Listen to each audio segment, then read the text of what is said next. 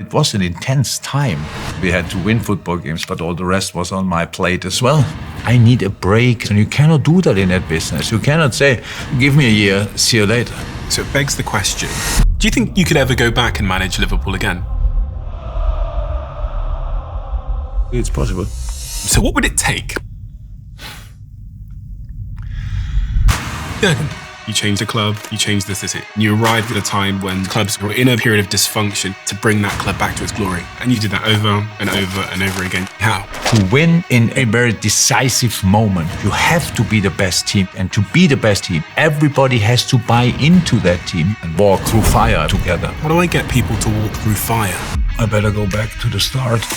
Growing up, my mom was very caring. She loved people. And my dad had expectations. The problem was I was absolutely useless in most of the things, even with football. My teammates were better than me. And I thought I only can get on that level if from the first until the last minute I was a warrior on the pitch. But it made me the guy I am today. And so my team plays a little bit more like a heavy metal band. Because you have 90 minutes and there's no guarantee to get anything. But the only chance to get something is to give your all. So do you want to have the maximum success? Don't waste time with holding back.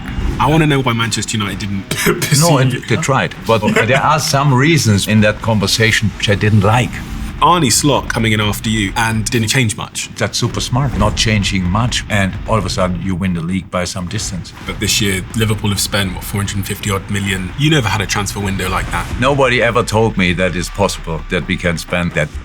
You seem to always be successful. How does someone succeed you? You want to be able to become the best team in England, you need to.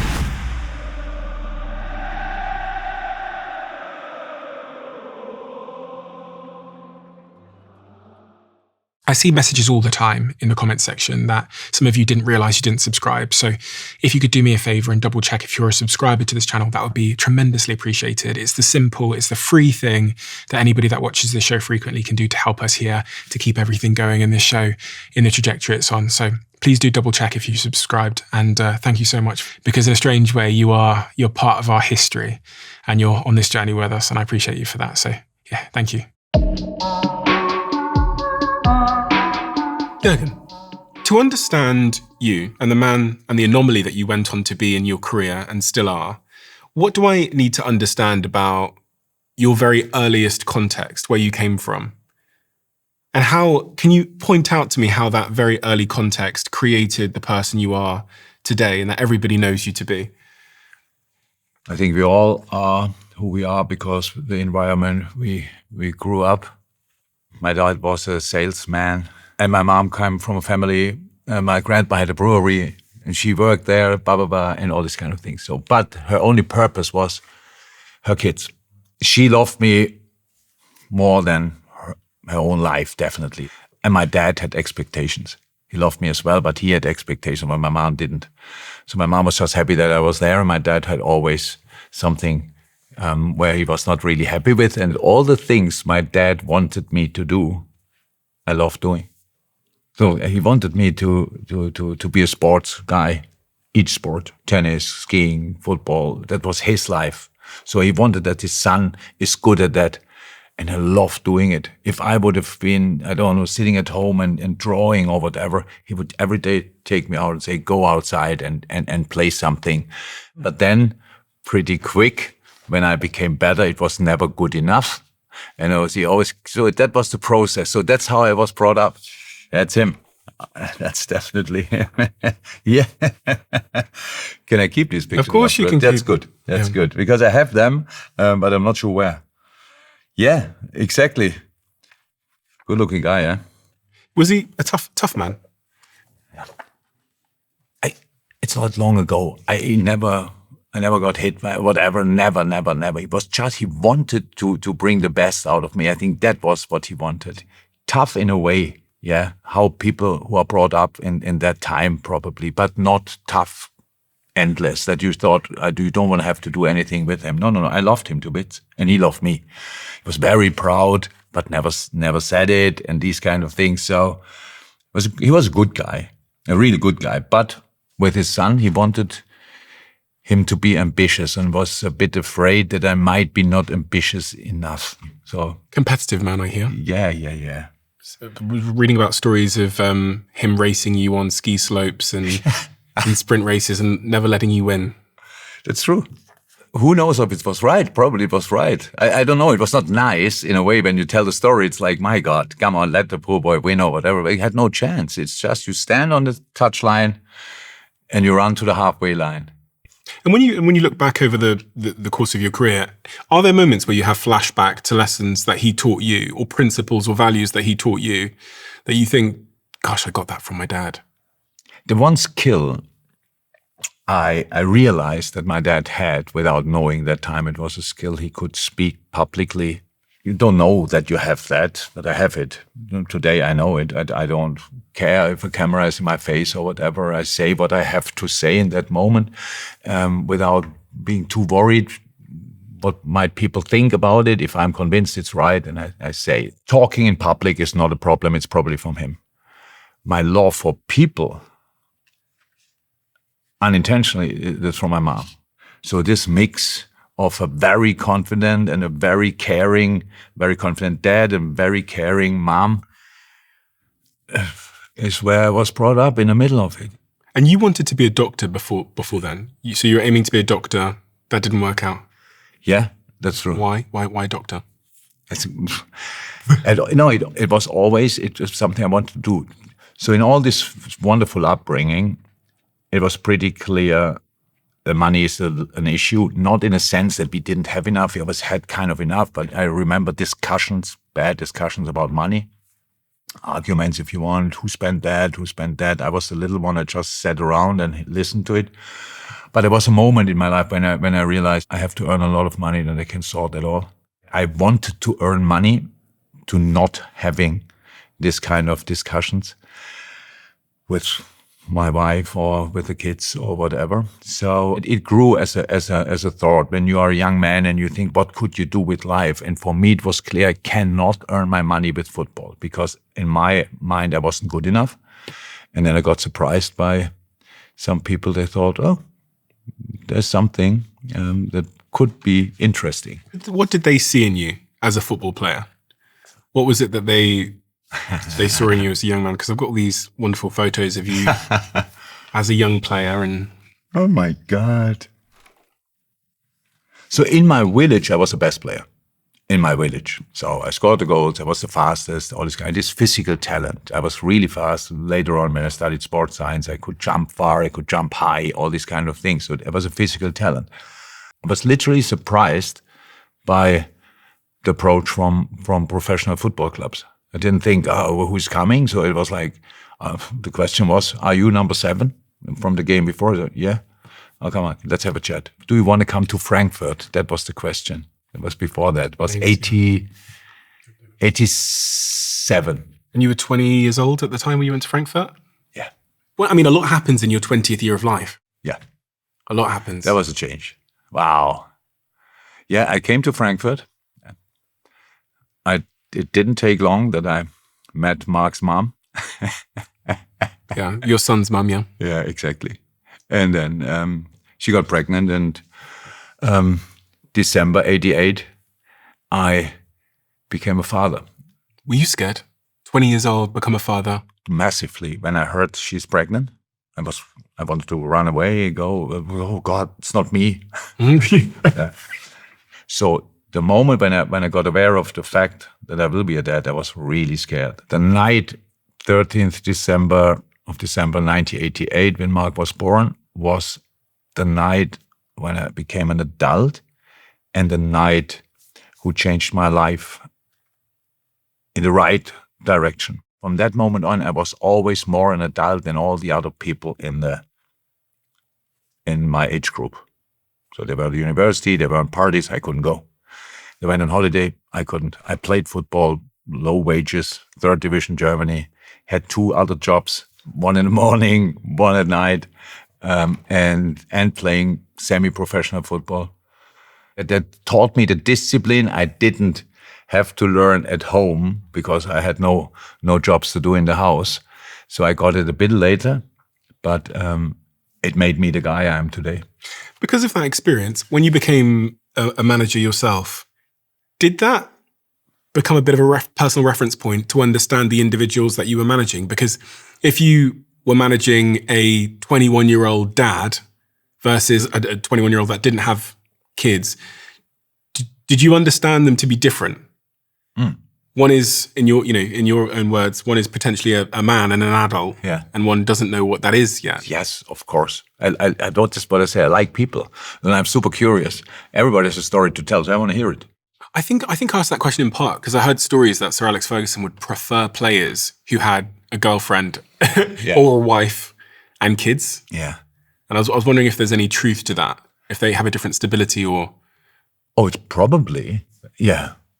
A couple of problems. You can have a great partner, married or not, and then everything is fine. It's the wrong partner, it's not great. You have no partner, not great for some, and you have too many, it's not great. So there are so many things in life. So I never thought about that. I heard about it. I coaches Germany, very successful manager, Otto Rehagel. I love him to bits. Fantastic guy. He had as well, I think he said it once as well, that he wants married players because they go home and stuff like this. Yeah. That's one part of the personality, but not the overwhelming or the most decisive or whatever. So it's like, and you need on football, it's a football game. You need the cheeky ones as well. So you need them. The one who understands the street smart, you need as well. They get out of situations in life and on the pitch, stuff like this. So it's a mix of everything. That's what I loved about football teams. I treated them, let me say 50% of the time completely the same, and 50% what he needs. But in front of the other teammates. So players came to me, why do you treat me like that? You would never say that to him. No, because he's from Argentina, grew up without a window, and you are from Munich, and everything was fine. You want me to treat you like him. Really. To bring all these people from different areas in the world together, you cannot expect that they all tick the same way. It's just not possible. Growing up in Germany is obviously different to growing up in Senegal. It is different. So, but then we come together in our dressing room and then everybody says, so this is the rule for all of you. And yeah, be in time, of course, for all. Easy. But then all the other stuff, come on, calm down. You want a football team full of different skill sets, full of different talent, full of different personality. You want that because that's what you need. That's what makes you unpredictable. But then you put just one, helmet over it and say, so that's for all of you. That's how we go. There are moments in the game where they have to act like this. In all the other moments, they have to be themselves. So treat them like that.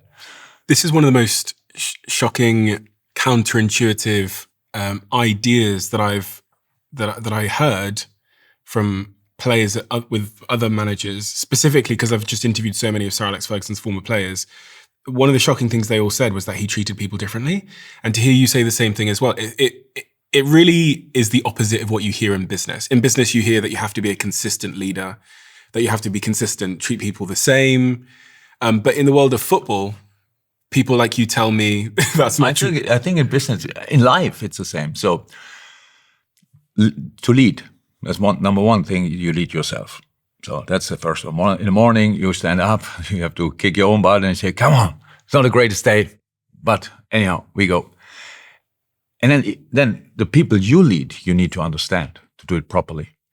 So now, that means you talk to them, you listen to them, you ask them, where are you from? What's your background? What are we doing here and there? Blah, blah, and why did you that? And stuff like this. So it means it's already in that conversation, it's clear he's different to the other guy. It's not about the rules like punctuality, early in, late out, not about these kind of things. But how can we get the best out of people if we treat them all the same? It's crazy. It's in business. I don't think it is like that, but I only worked in this football business, or maybe it's just working here. I cannot see that. For me, it's super important that you really pick the individual from where it stands, not from where you want it to be. No, actually where it actually is. Can you give me an example that I would know of two people that you treated differently and why you made the decision to treat them differently based on their origin? So you have a young player as an example. So Trent Alexander-Arnold comes up to the first team. So, and then and James Milner is already, I don't know, 31 or whatever, however he was that time. So James makes clear, first and foremost, that Trent doesn't go crazy. So because he sorts all these kind of things. But there's so many things, just as an example, but James doesn't have to do this and that because he is doing it anyway. So for Trent, you still have to educate the boy. This is an example which you probably didn't think of, but it explains how different they are. They're different age groups. One is 16 or 17 and the other one is 33. So that shows already that's not possible. Mm-hmm. So you are talking about the rules in football. So everybody has to work hard. Everybody has to do it. In my case, everybody has to defend the shit out of the opposition team. So that's everybody has to buy into that. There's no. I always said, if you're not Lionel Messi, you have to defend. you have to defend. So because I never had Lionel Messi, so they all had to defend. For example, everybody has to do that. But then to get there, that they really grow together as a group. In a group, everybody accepts that they are different. Otherwise, we are, I don't know, an army. And they are different. But it's not, just because we wear the same shirt. We have all our own qualities. So, and to bring them to life or let them shine, you have to get treated in the right way. And that's what I love to figure out. How is that possible? That was the conversations I had, the conversation with players during a season.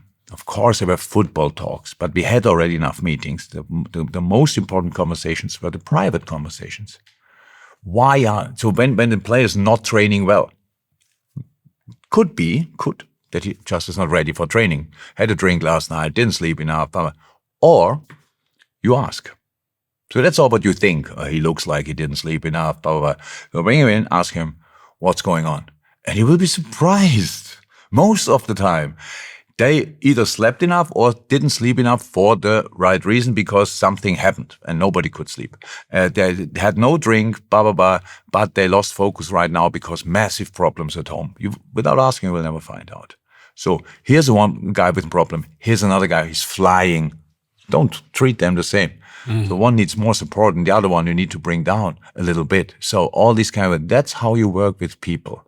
In the end, what you want is that the job of a leader is to make the target, the aim, the final destination, whatever, that clear like the sun, that everybody's automatically going there and you don't have to push them every day and say, by the way, there's the sun, let's run there. So that they know it. On the way there, you support them in different ways.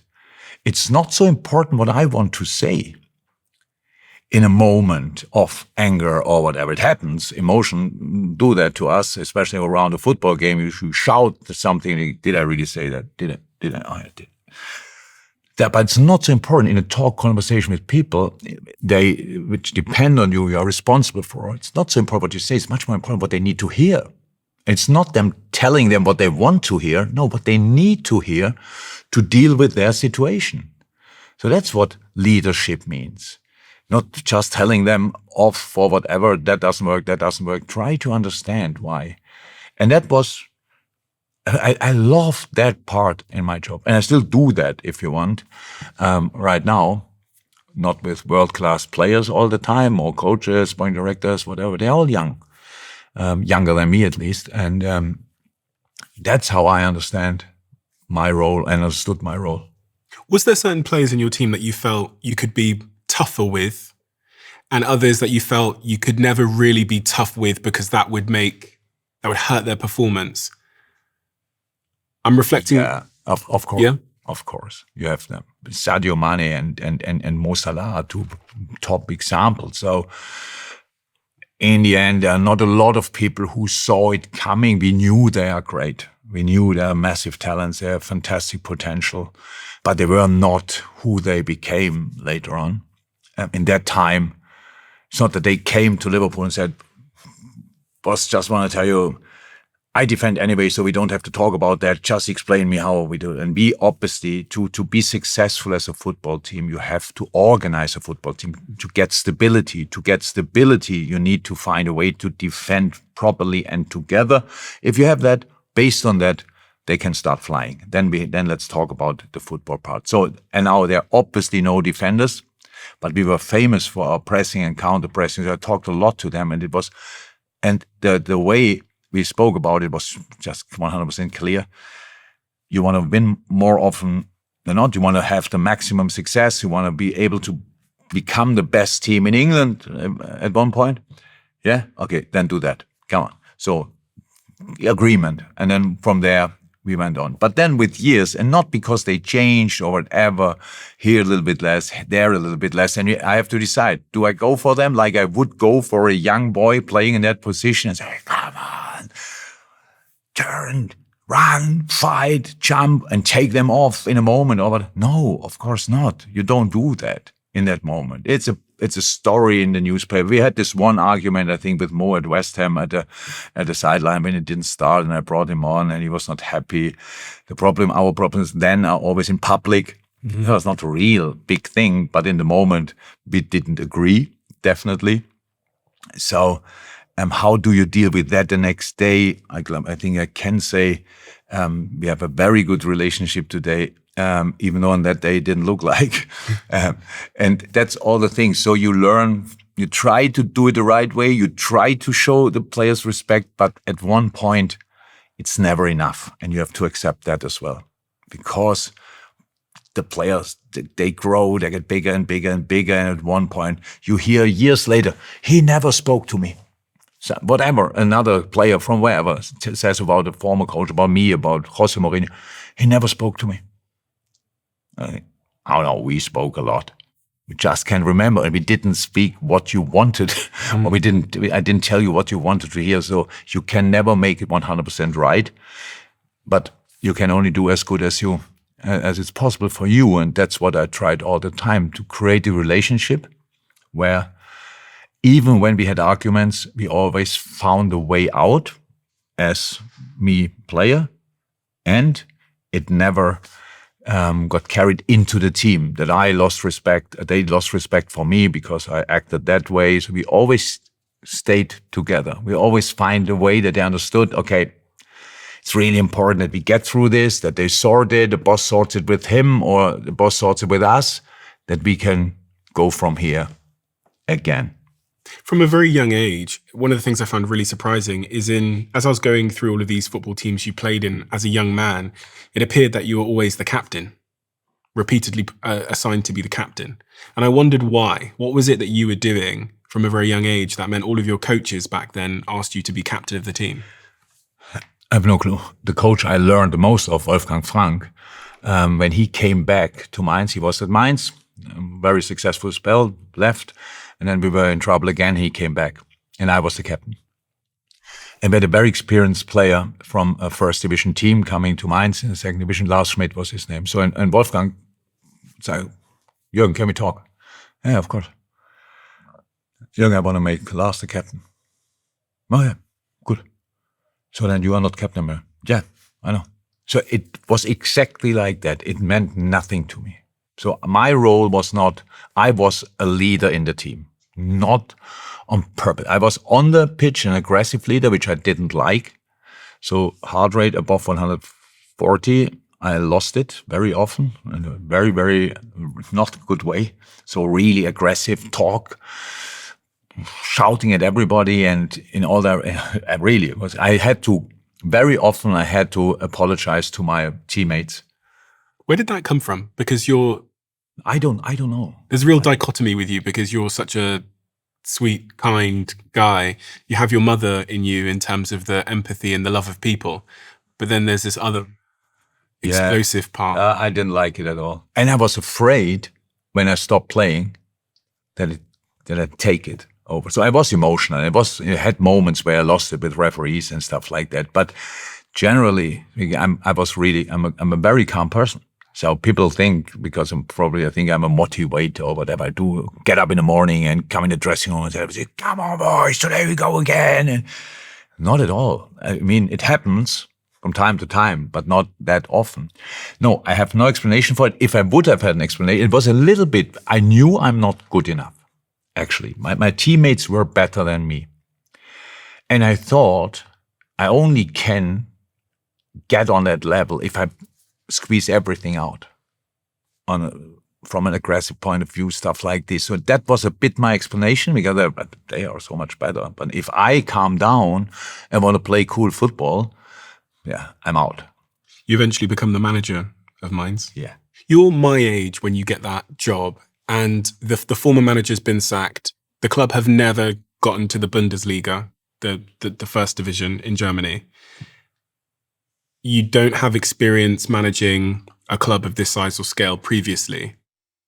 The chairman comes to you, the owner comes to you and says, they want you to do the job. Why did they want you to do the job? Because I didn't find anybody else in the short period of time. So we played Sunday and the next game was on Wednesday. The idea was just to do that game. So the whole story is that Eckhard Krautzon, the manager at that time, we lost the game on Sunday, and we had a little camp, a crisis camp, let me say, because on Wednesday was another very important game we had to play. So he took us to a hotel that we stay there, have 2 good sessions, and then we go for this very, very important and maybe decisive game. And at night we have a meeting. We have a meeting with all players, and he said, "So, gentlemen, I want to ask one question. Do you still trust me? Are you still behind me? I don't want to answer now. I order beer for all of you. I go out, half an hour, I come back, and you tell me." So he goes out, we just brings the beer in, we sit there, look at each other and think, huh? And then discuss a little bit. And I was not captain that time. Yeah? I was not the captain. So, but then it's like that the decision's no. What? Yeah, he asked. Why you ask? Yeah, no. So, and it's like Everyone said no. Now we have a discussion. Yeah, the majority. Some players didn't speak, but it was clear. If you ask, the answer is no. So it's like that. I'm not captain, but the captain says, "Klopper, you tell him." I tell him. Why? Oh, okay. But he comes in and that actually, no. And he was shocked. He was really shocked. It was like, he didn't expect it. It's more like a little thing to do. And then we say, yes, we go through that together, something like that. But we said no. Why? Because he was not the right person. He was. Why? Because we played bad, and he was. I love Eckhard Krautzon, but that time for that team was really, he was just not the right coach. That can happen. It doesn't say anything about you. But we did wrong training, wrong lineups, wrong tactics, wrong everything. So that's how things go bad in the wrong direction in that time. And we had that time, and we didn't have to make the decision, who can take over or whatever. We just could say no. I mean, he could have said, okay, I will prove you wrong or whatever. But he ran out and said, tomorrow morning, 9 o'clock training. Oh. Okay.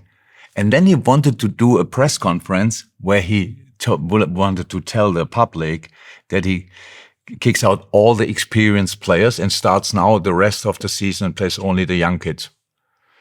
So I was one of the old players. I was 33. But I didn't know that should happen. So he called the sporting director. We need a press conference, and I want to talk to them and tell them we change everything. And the sporting director says, yeah, we do a press conference, but the subject will be, we sack you. Okay. So done. And now they didn't have a coach. So, and then they called me, and for that game, can you do it? And I said, yeah, I can do it. And I did it, and we won the game. And they didn't find a manager. So we had Sunday another game. So the first game we won 1-0. The second game we won 3-1. Yeah, from the first 7 games, we won 6 and drew 1. So, and we stayed in the league pretty comfortably. Comfortably is incredible. We were a bunch of friends. They were all my friends, and I was their boss. They had to tell me that I changed from now on in the coach's dressing room. Yeah, but what are you doing here? Here's the coach's, that's your office. Okay. The first night, we had a twin room. Yeah.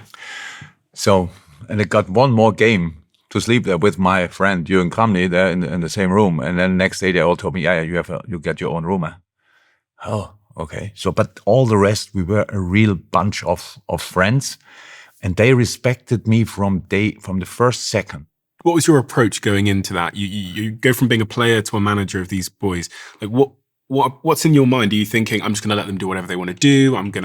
But we had Wolfgang Franke, very, very, the best manager we all had when we were at Mainz. He was exceptional. We at Mainz, we were a football team who lost all the games when the other team had better players. I think it sounds normal, but in football is a way to win games anyway. We never had that. So then Wolfgang Franke comes in and implements 4 in the back, ball-orientated defending. We did nothing else than that. And we changed overnight into the one opponent nobody wanted to play against. We were like machines. We were not great football. We were like machines. There were games our goalkeeper didn't touch the ball once. We were just defending. It was new that time. So it was really for all of them. That means we all became believer in that. Then Wolfgang left, and none of the other coaches could do that. None. There was no connection to the coaches after Wolfgang. Mm. So I was one of the players who benefited massively from Wolfgang Frank, and now I arrived, and the only thing I did when the 2 sessions I had were both exactly about that. 4-4-2, ball-orientated movements, and we go for MSV Duisburg that time. They were 3rd in the table. We go for them like nobody else. But I like these moments. I like to find a reason why it makes sense, that why we give our absolute all in a moment like this. Why we don't invest only the minimum, why invest the maximum, why we would regret it if we don't do it, how better life is if we do it, how much more fun it is if we do it. I love these moments, and probably something like that I told them. And from that moment on, nobody wanted to play against us anymore.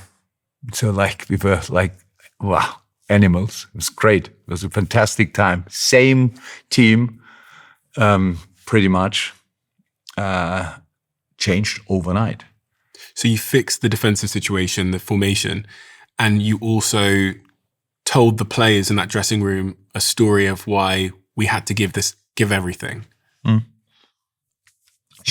They wrote us off, show the outside world, whatever you can do. Most of the time it was real life, but that time, so in my meetings later on, I never prepared in a way that I wrote something down or whatever.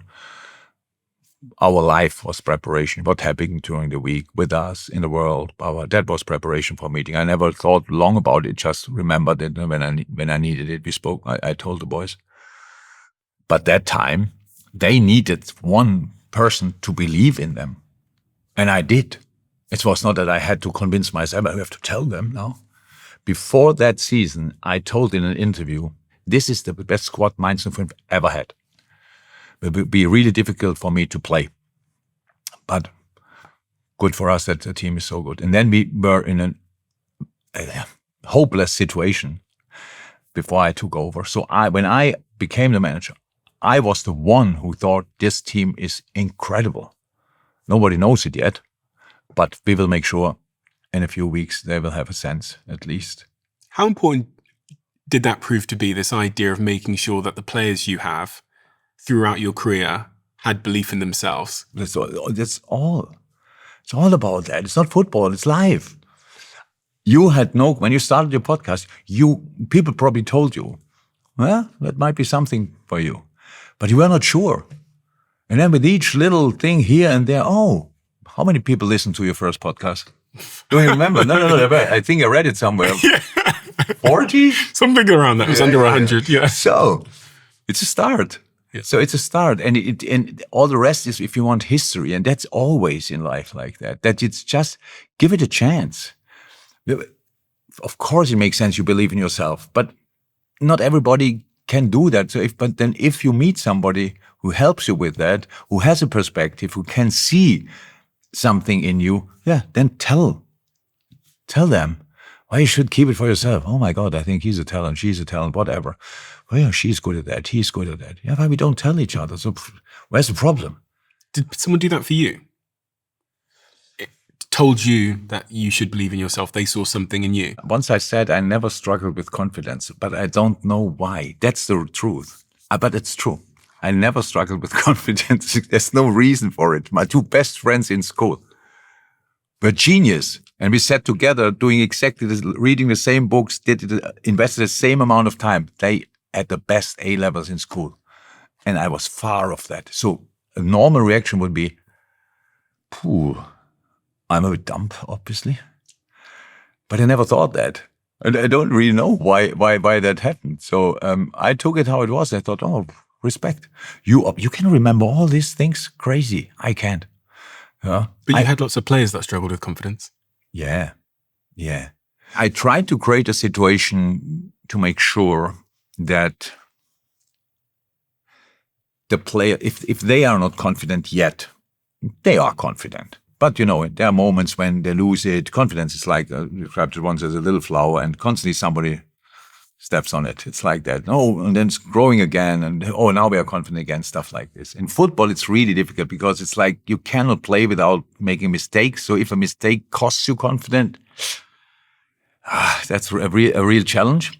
But I try to, if you would believe as much in yourself as I do, that would be a start. But as long as you cannot do that, just trust me. So you are good, because I don't work not with other players. I don't waste time. And it's true, I don't. So I really see something, and if I see it, I'm patient enough to work on it. Much more patient than the public wants me to be. But of course, the idea is that one day I help you learn flying, but in the end you have to fly yourself, obviously. I cannot do that for you. That's what it is, football. You have to perform alone. They cannot look at me. What shall I do? And that's my job, is to prepare them as good, to make it the education, the coaching as wide as they just pick for me. That's the idea. But not too much as well. It's obviously was a good time in my life doing all these kind of things. I worked with some of the best footballers in the world. Really good time. Do you sometimes have to lie in public to protect a player's confidence? I wonder this because you see managers come out and say, oh, he can't play because he's injured or whatever, and they say things, but I wonder sometimes if managers are protecting players because they're struggling. Yes, we protect players. I'm not sure I ever had to lie, to be 100% honest. I don't know, but we protect players. Super important. So for me, super important.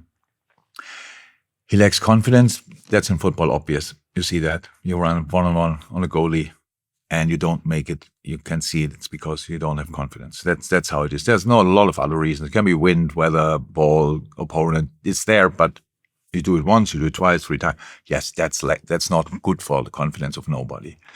Having that in training, you have, the job is not to talk too much about it, to give him a chance to get confidence back with the things you do in training, that it doesn't last forever. So the one thing you have to protect players from is public. Try to, because they are ruthless in moments. They don't care until something happens or whatever. Support us sometimes. I think we were really lucky with that. We created that bond between the supporters and the team, that they were not angry, disappointed, yes, but not angry in a way that I don't want to see them anymore. So that helped, but of course you have to protect them sometimes. You have to protect them sometimes from themselves as well. So that's the job. Did you have to involve yourself much with social media usage of your team members? And did you ever consider someone's social media usage when you were considering signing them to join the club? Because I think this now as a Manchester United fan. I think when some of our players are posting on social media little indirect messages and little emojis and commenting things, I just think, oh God, troublemaker. We had situations that players texted us or posted something at night and deleted it, but I still got aware of it. Mm-hmm. So not that I read it, but people tell me, oh, last night, this and that happened. When? 3 o'clock. 3 o'clock? Okay. What do you say? Yeah, this and that. Oh. What I do in these situations, even delete it. I go in the dressing room and they all are. Last night, this and that happened. Got deleted. I know what's there, but maybe you want to tell everybody? You would ask them to say it in front of everybody? Yeah. Not nice, eh? The thing is, I don't go for him and tell him, how can you write that or whatever. So I said, come on. Somebody told me, so I know it. Not important really, but come on, tell the whole team what you wanted to say. And then it's not great in that situation. I don't like to bring people in that, but I think that's a deserved punishment for something like that. But actually the effect is nobody ever did it again, because nobody wants to be in that situation in a dressing room, sitting there and be the one who has to explain something he did last night or whatever. I discussed individual problems, if it was okay, quite in front of the team. If it was important for the team, yeah, come on, explain why you did that, why you went out that long, what happened in the last 2 hours. This photo here is of things going well for you. Yeah, mine's? Before I had that, to get here, these are tears. The tears the year and 2 years before were not for the same reason. So you probably know we didn't get promoted for a point and a goal. First a point, then a goal. And then this happened. That was the first day when it really went well. So this was the day that you got promoted for the first time in their history to the Bundesliga. Yeah. But before winning that, I learned how to lose. This is very important, I would say. I think that's, again, to learn, even though you want to be as successful as somehow possible, you have to accept that from time to time you lose. And then when you keep going, you have a good chance if you learn from it. A defeat is a defeat if you don't learn from it. If you learn from it, it's a very, very important information. And obviously in football, we have a lot of opportunities to get beat and opportunities to learn from it. But this was the biggest relief in my life, not happiness. That's pure relief. The pressure was mounting. I was crazy. Not only on myself, nobody, not from outside, I don't even know what the outside world thought. But to make it happen that year, that was really special. But it took 2 years of coming close. Yeah. And dealing with the disappointment. Yeah, true. When I spoke to Jamie Carragher, I asked Jamie Carragher actually this morning. I said to him, what was he curious about with you? And this is actually what he said. He said there were so many near misses in your career, whether it was in the Champions League, or I remember when you were head to head with Man City in that season, and you were 1 point shy of winning the league. And his question was, he's fascinated with how you were so good at dealing with the disappointment of near misses, because sometimes near misses can cripple people. They can turn them into a downward spiral. It can be like the plant that got stood on. It can crush someone's confidence. But it appears through your career that near misses ended up being positive forces for you. It's not that I knew that always, but what we spoke about very early, but what made me the person I am. These people, of course, mom, dad, my faith as well. So, and I knew always that I'm not here to get everything. I'm here to give everything. So that doesn't help in a moment when you fail for a point. But in the general understanding as a person, of course, it helps. So I'm not surprised that I fail. I don't see myself as a constant winner in my mind.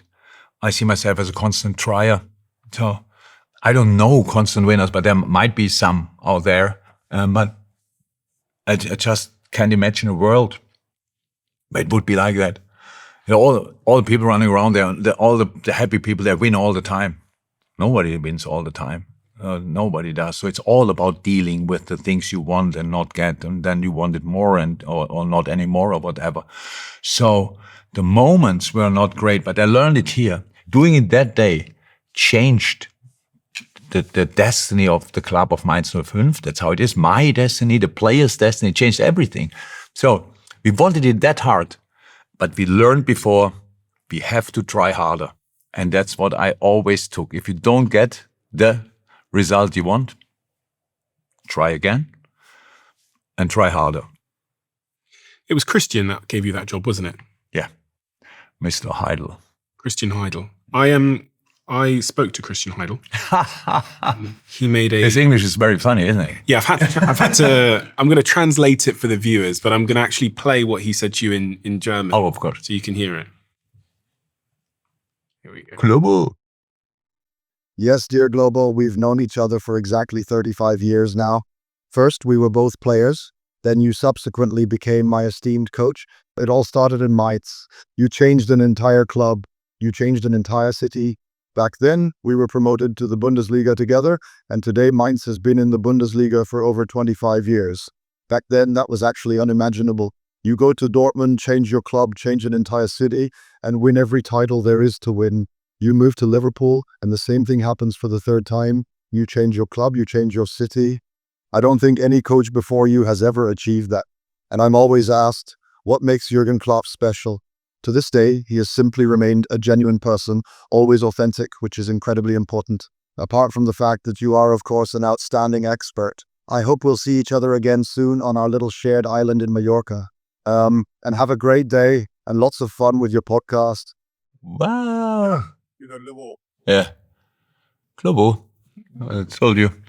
You changed the club, you changed the city. Yeah. You did that over and over and over again. You went on and did that again at Dortmund, winning a huge range of awards there at a time when they weren't considered to be hopeful. And then you went off to Liverpool and did the same. And I was reading about how when you traveled to Liverpool, there was 30,000 Liverpool fans watching your plane fly across the channel to Liverpool because they were all very excited. And you arrived at a time when they were in a period of dysfunction, kind of similar to where Manchester United are now, I guess. Yeah. And you managed to bring them up from being a team that were dysfunctional, hadn't won. There was a lot of pessimism around the club. I think as a Man United fan, I was hoping and wondering that if Liverpool would ever come back, I was hoping they would never come back again. But you brought them back annoyingly. When you arrived at Liverpool that day, you said in that press conference that you're the normal one. I remember that. What did you observe when you arrived? What was the culture? What was the feeling? And what was your first thought about what you had to do to bring that club back to its glory? The feeling I got, I had roughly a week to think about everything from the first call to the signature, I think. Did you have other offers from other clubs? Oh, in that moment, not. But in the summer, I had a lot of offers, like before, when I finished at Dortmund. But in that moment, it was just Liverpool. But it was kind of destiny because I didn't want to. It was not. We were on a family holiday in Lisbon with the two boys, Ulla and I, sitting there. Phone goes. My agent, why is he calling? Boys, look at my face. And I say, Liverpool. And the both, yes. The boys? Yeah. And Ulla looks, what? What is it? And she didn't see my lips when I spoke. What? And realized, oh God, we start again. Before she knew, we will go to Liverpool.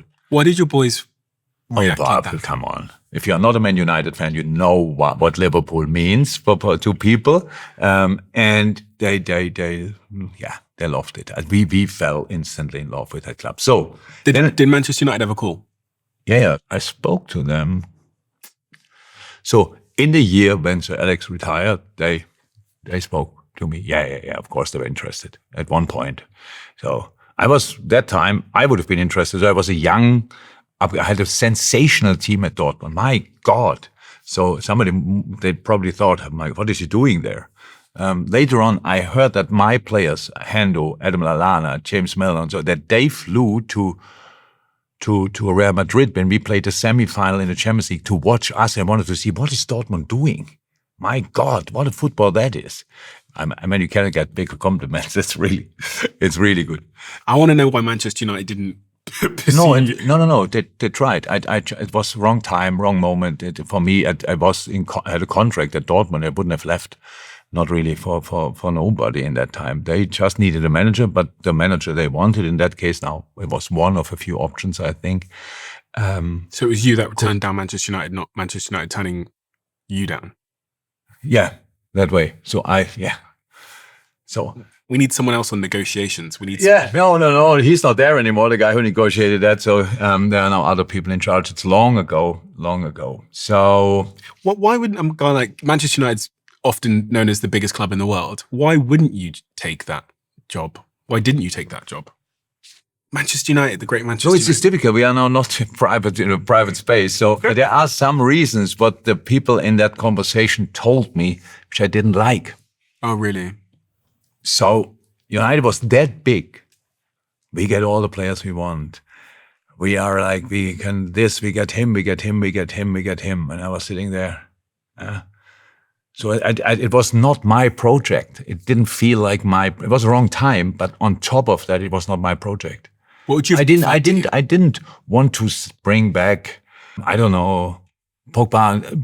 Paul is a sensational player. My God, but these things don't work usually. But these kind of things, or Cristiano, my God, we all know that he's the best player, or together with Messi, the best player in the world. So, but bringing back never helps. In that time, in 2013, it was obviously not about Cristiano, maybe about Paul. I'm not even sure when we don't get the numbers together. But it was just the idea is we bring the best players together and then let's go. It wasn't about the football. It was No, not at all. And I sat there and it was like, nah, I am not sure. That's not for me. So, and then the pure football project comes up with Liverpool, and a sensational talk to Mike Gordon. That's really important as well. Like he's the owner. I know John and Tom, of course, as well, but Mike was responsible for us. After that talk, I want to be his friend. He's such a good guy. So that's how it started. And in the end, it was pretty special. I find this fascinating because as a Manchester United fan, I observed from the moment Sir Alex Ferguson left, we adopted a very different approach, and we brought in all these massive name players: Di Maria, Falcao, Ibrahimovic, Pogba, Ronaldo, and we failed. And it taught me something as an entrepreneur about what matters more. And I actually, when I read through your philosophy, it's quite clear in your philosophy that you prefer attitude and character versus how many Instagram followers you've got and what you've done in the past. Yeah, of course. And I wanted to get your take on why you think this is very selfish of me, the last sort of 15 years at Manchester United haven't worked out as an objective observer. I need to know. You cut. No, you're a man that was able to take teams and make them successful. And we are currently underdogs in many regards because of the last 15 years. What is it that we've missed in that time? What have we overlooked in your view? I know you don't want to hear that. You have a hypothesis, though. I didn't think a second since I joined Liverpool about what Man United did right or wrong. I just did. So it's like I buy into a situation. So I went to Liverpool, and that moment you became our opponent, not my enemy, but a very important opponent. One who is much more fun to beat than maybe and like others. Like with Everton, I know so many Everton fans in Liverpool. We lived there for 9 years, so I know so many people, great people. Yeah, so absolutely. But then you go to the game and think, oh my God, that's something different. Not I make that up. It's like that. But I really didn't think. But what always in football is like this. And again, like in life, you have a problem, and you only try to find a solution for now, knowing you have 2 days later another problem. You know it, but it's just for now. Just find a solution for that problem. There's no mid, no long term. So, okay, we have to deal with that for another day or two, and then we can sort it. And that means in our sense, we have to deal with that for a year or two at United, and then we can make a big step. Then in our case, in football case, contracts are running out. Player goes anyway. We can sell him. We can do this, but because you're in such a rush all the time, just because you want to or have to win the next game. A little bit like that, being now in the situation, probably United, in the years when they were not happy, they would buy the time from that time. Jose becoming second, and nobody was really happy there, and you think, oh, remember that? In that time, second was not good enough, and now you are not even close to that. But that's not a Man United story for me. It's just a football story. It's always like that in the world of football. You win, you are the greatest. You lose, you know nothing about the game.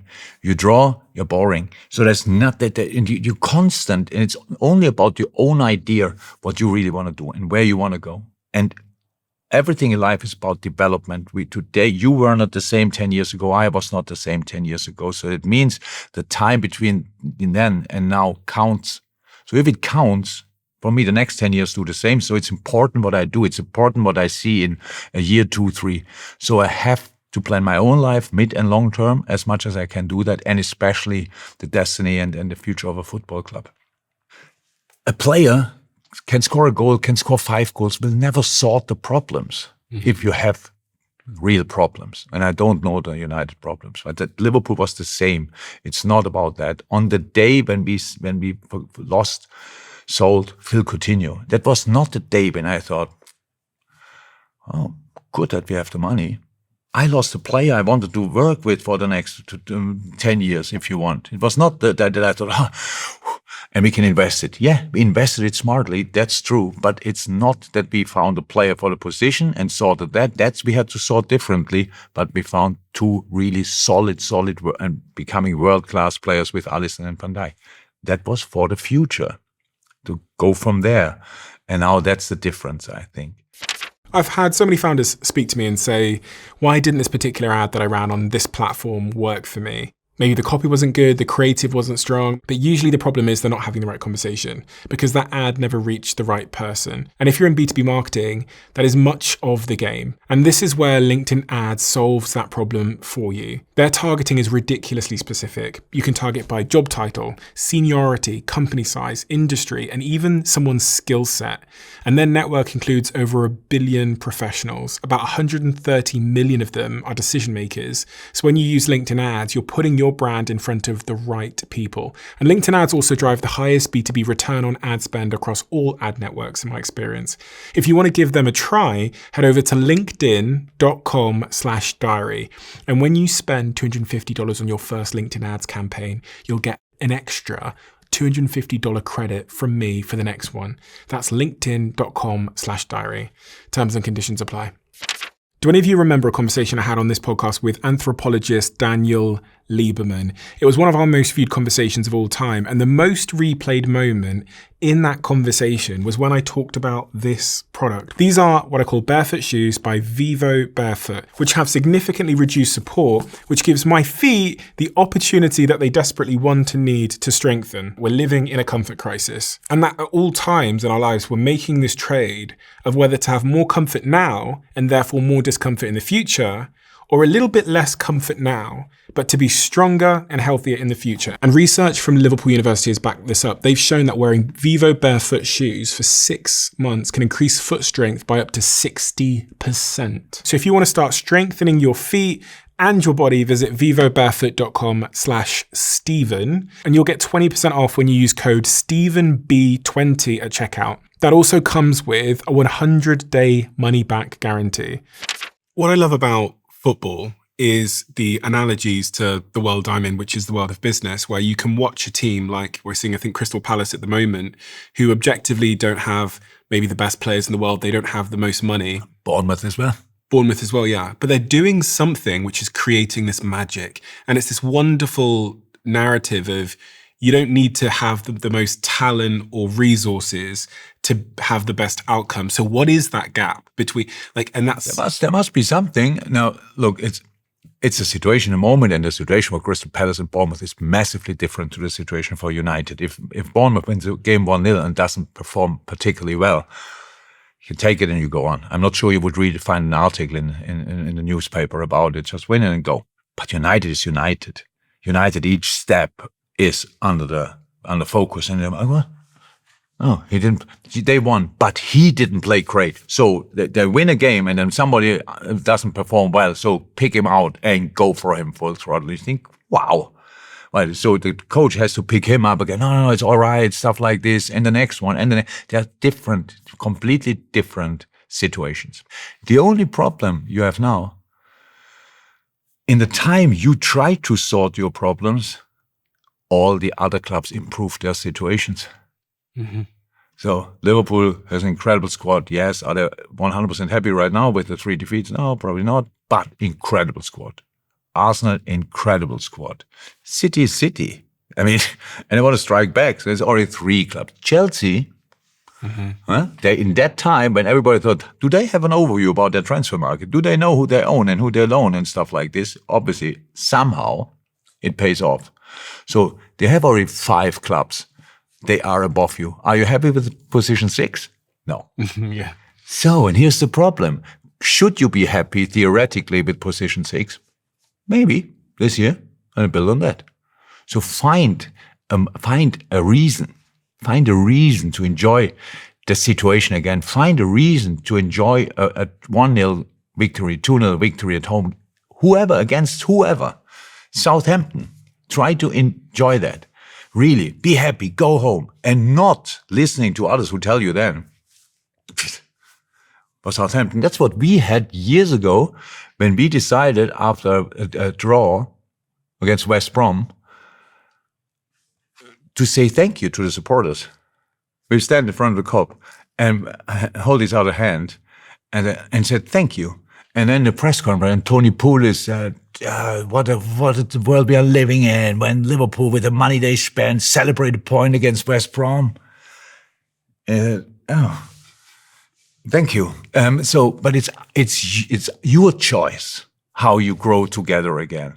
And I think after all the years now without a lot of good football, they need to find a way to grow together again. I fully believe in Ruben Amorim. I think he's a man that's focused on culture, and I like how honest he is as well. And I think with the team that they have around them, with people like Jason Wilcox and Ineos, who I've met, and Colette and all the others that are there, I think we've never been in a better place. I personally feel like that because I just think they're aiming for more long-term things. They're aiming at more long-term solutions. The only problem is you have no clue about football. But besides that, that's a small problem. So, yeah. Good on you. Good on you. But I have faith. Yeah, that's great. Isn't it nice? Yeah. I don't know if all my friends do, but I certainly do. And the only reason I have faith is because I see the club aiming at more long-term things now and not buying. That's what you have to do. Players because they have loads of Instagram followers. Yeah. When you got that phone call from Liverpool and they asked you to come and join, you said, well, the reason you chose Liverpool is because they felt like a football project versus Manchester United, who seemed to be a bit more less football oriented. But it's not the same year. Huh? Yeah. 2 years. Yeah. 2 years before. I'm wondering, what is it about their proposal that made you think it was a football project? Oh, the situation. I knew the club. I knew the team. So if you look at, on top of that, I didn't think it that way. But when Sir Alex left, it was, they became champion in his last year, but it was not that the team was one you build a future on. So that's how it is. When you come in as new, it's a bit built to fail, if you want it. But I didn't see it that way. And that time it had other reasons. But if I would have thought longer about it, it would have been probably, yeah. So David Moyes, a fantastic manager, what he proves every year, couldn't do the job. And since then, it's a bit of a problem. So a new team needs time. Yeah, he was stitched up. So needs time. So Liverpool, the team, as I said when I came, nobody likes the team. Not even the team likes the team. I like the team. So I like the team. I knew the players. I thought when Bobby Firmino moved there, I thought, oh, that's a smart transfer. I knew Christian Benteke. I loved Diogo Origi. I knew John Henderson. I knew Adam Lallana. I know plenty of players, and heard only, they're not good enough. And I thought, oh, well, let's see. So I like the team. So that's a football team, proper football, super attitude. I mean, just on day one, I could have played Hendo, Millie, and Adam together in midfield. Maybe I did. I don't even know my first lineup. But this, it's a proper engine room. It's smart players. It's people who really want to perform, want to work hard, and all these kind of things. That's what you need for a start. I knew Liverpool was not the same club than they were before. It's not that I went into the shiny room. I played there a year before with Dortmund in the preseason, and I was massively disappointed about the dressing rooms. I remember you have these pictures in your mind. You think, oh my God, it's Anfield. And you walk in and make 2 steps into the dressing room and you run against the wall and you think, kidding? Is that all? Where's the rest? So English dressing rooms are really, really small in the old stadiums. Then we think, oh my God, how can you bring it? It was built for 11 players and now we come here with 30. So people in that room, it doesn't help. So I knew about the history. I knew that nobody's happy. I knew that I liked the team. That's a good start. And did they tell you that they were going to develop the ground, the stadium? Did they make any promises to you or assurances? Did they tell you No, you're going to get we didn't really speak about that in the first conversation. That's nothing I need to talk about in this kind of conversation. I know the job I had in that moment was just to improve the football team, not the club. That I was involved in all the other stuff happened with time. Just that I realized this is my responsibility now as well. You never know. I don't plan 7, 8, 9 year spells in a club. It just happens. It's like I don't think they could sack me, but I know could happen. So I plan from a specific moment on. When I sorted the first few things, then I plan mid and long term, or always did, knowing it might not be for me. But I was never worried about that too much, to be honest. What was the first couple of things you thought you had to change to get them winning and to get the confidence back and to ultimately bring the city behind you? Was there anything you thought, okay, the first thing I'm going to have to do is get rid of him, change this? So a year before, like not in that season, but the 2 years before, they nearly became champion. It was a different team, and it was a very specific way of football. Offensively, oh my God, they were ridiculously good. Defensively, yeah, lucky, a good goalie there, stuff like this. It was not the same. So we didn't have the team from that time. We didn't have Suarez. We didn't have Sterling. We had still Dennis Sturridge, stuff like this. But it was different team, completely different. I arrived there, I had 5 strikers. There was Christian Benteke, Danny Ings, Divock Origi, Bobby Firmino, Daniel Sturridge, 5 strikers, and I want to play a 1-striker system. Ooh, how do we deal with that? But it was fine, and there was so much quality. Just not really sorted. So the first thing I had to sort is like to organize them. So find a way to make sure that they understand that we have a chance to win the next football game. We have to do a couple of things for that. For Tottenham, 3 days time to train. Yeah, jump in their face. And let's see what we get for it. So it's not organized. It's like we started with an organized chaos. So I gave them a few ideas about where we want to put them under pressure, and in that moment, now do it. And afterwards, we talk about it, how it worked out, because there was no time to train. We had no time. The week after, we played European League, I think, in the midweek, and then you play again. And it's like you are in a rush. A coaching career with all the games you have to play, if you really want to, a top team especially, if you really want to develop a style of football, you are set up to fail. Because it's like you have no time in the preseason, their players are everywhere, playing big tournaments, blah, blah, blah, and you come 2 weeks before the season starts into your camp. Okay, so let's go from here. Then you play, top teams play every 3 days from a specific date on. We lost a lot of finals. That means we played a lot of finals. That means we played all the games until the end of the season, which is a lot. So there's no really time. So to train and really develop things. So you have to use each little moment to implement a specific idea we all can buy into. And that's what we did. I loved our first game against Tottenham. Simon Mignolet had to make really good saves, but they had to do as well. And that year, Tottenham was really strong. They became second behind Leicester, I think. That was that season. And that's a start. What are those little ideas that you started to implement one by one? So many, if you don't have time to change football, what do you mean? We are all not geniuses. We cannot go there and show them a little bit, pass the ball here, pass the ball there. And then if you pass the ball back again, you can shoot and you're alone in front of the goal. That doesn't work like that. So I'm 100% convinced that you have to make sure that you are stable. If you're stable, that means that the other team, whatever they try, it's not easy for them to get through and shoot, just finish. I don't like that. So it's like, if you can avoid that, do it. Because we are people, what we have now realized a few times, it's not easy that if they have 5-6 chances after each other, opportunities after each other, then it's like that you don't feel great. Nobody plays his best football if each attack of the opponent ends in the arms of your goalie. That just doesn't work. So how can we do that? And stability is to organize a team. That's number 1, 2, and 3 on the to-do list of a successful manager. And that's what I did. We organized. And then we told them to run their socks off. You have to show the people that you want to change something. You have to show the people that you want to achieve something. I can tell them, but in the end you have to show them. So run. and they went for it. I loved it so much. They loved it so much. It's easy. They're all top fit. They want to run. So just show them which direction and it goes.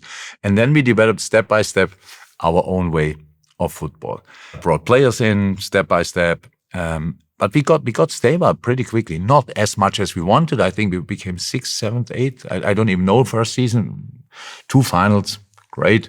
Lost both, not great. But then we knew each other and we loved working together with this group. Brought in super players, really super players, super characters, super players, and stuck together. I mean, what can you do? We lost it. We lost the European League final in Basel. How it always is, there's a party after the game. So you cannot organize a party, but you always know if you lose, who wants to go to the party? So I was a new manager, yes. Not that new anymore, 7, 8 months in or so. And I realized some players are not there, but it wasn't a team hotel. So I called them, told them, all here, come downstairs. Oh, boss, really? I tell you what, this was only the start. We only are together since 6, 7 months. This is not the last final we're playing. This is the first final we played. Okay, we lost. But the Carabao, it's not important. The first international final we lost. No problem. We go again. And I went on the dance floor. It was a dance floor. And I said, all coming.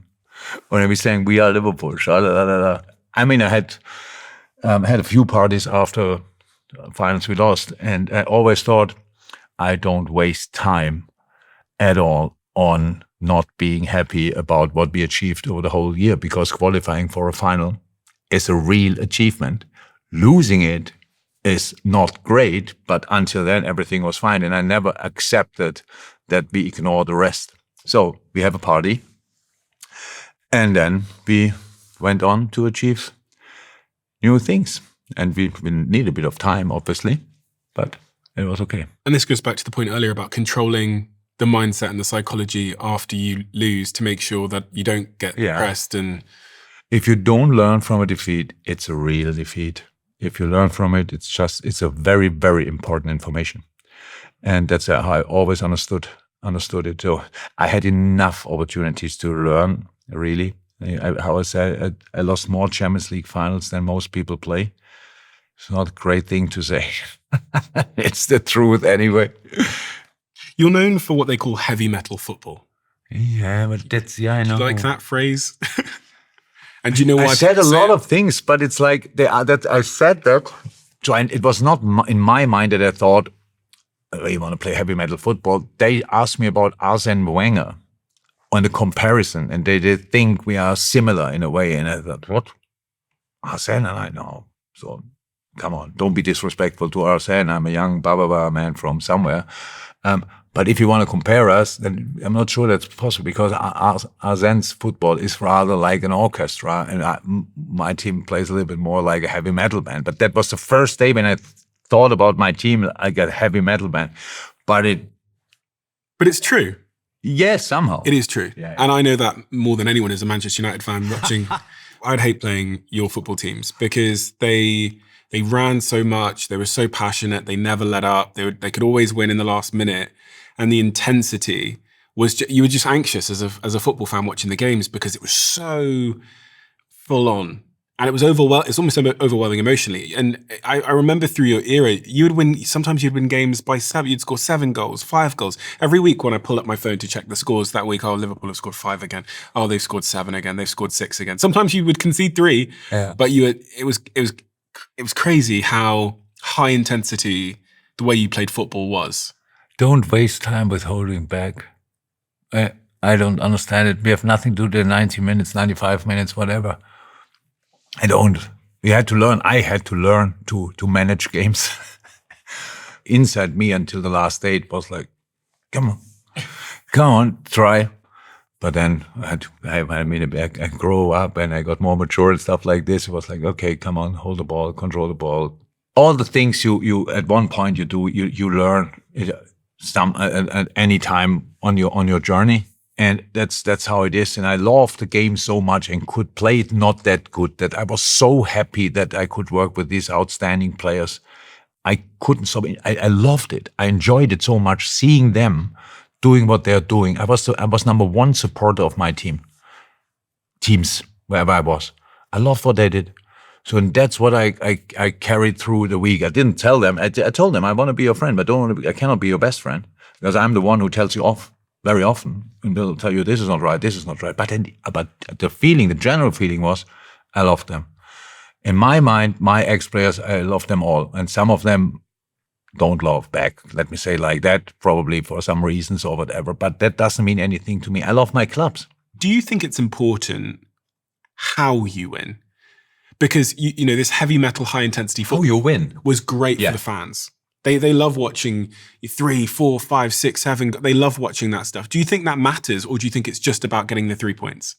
Just we didn't win that often 5-0 or 7-0. It felt like it. It felt like it was and against United we did. Yeah.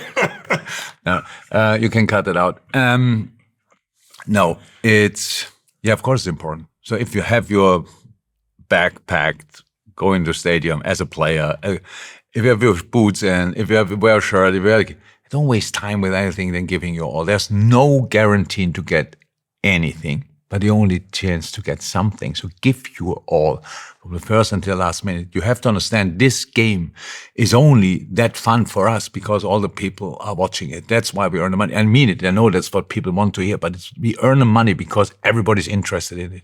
Everybody wants to see it, knows about it, reads everything about it, all these kind of things. And for that, with all the stories around, the only thing we really have to deliver is give your absolute all in a game like that. Whichever game is there. 5:30, 2:30, 3:30, whenever the game starts, give your absolute all. But why not just 1-0 and defense and boring and pass it round? And that happens. That happens in games. You realize, okay, we scored a goal, but today's not our day. Come on, let's get it over the line. That happens. But it cannot be the target or the purpose for the next game again. Let's do it like that. Not for the other clubs. If the only realistic target is to stay in the league, a 1-0 is a wonderful result. But we talk about a club like Liverpool. We are bigger than that. You have to win each football game when you are manager of Liverpool. That's what people, that's not that before the season anybody thinks, oh, I don't know, 38 games. Oh, it makes sense. Ooh, more than 100. Nobody had ever. So it's not like that. But still, each defeat and each draw is like, how could that happen? It's like, and that's why you have to play in a specific way. Not all clubs have the same things to do, but the top clubs, they have to win all the games. And when you have the chance, you win them clear. You win them high with a proper result, stuff like this. You have to make the people enjoy the football you play. And I love to do that. I loved it. Honestly, it's like the games we played, the results we had were just incredible. It's just amazing. Not all of them. And I love the 1-0s as much as I do all the others. The Champions League final was the worst final of all the 4 my teams played. But we won it. Would I change and say, okay, let's the other 3 as well? So a little bit, the performance in the other games was really good, but we lost. So here we are, it was not fantastic, but we won. So all fine. It's about the result. But if you have a result and another result, it has to lead to really good football at one point, as good as possible for your specific team. You want to stay in the league? Do it with good football. You want to qualify for Europe? Do it with good football, because we are there for the people. It's not there that we just go home and the people think, oh, it's unwatchable. I'm not sure I come next week again. That's not fair.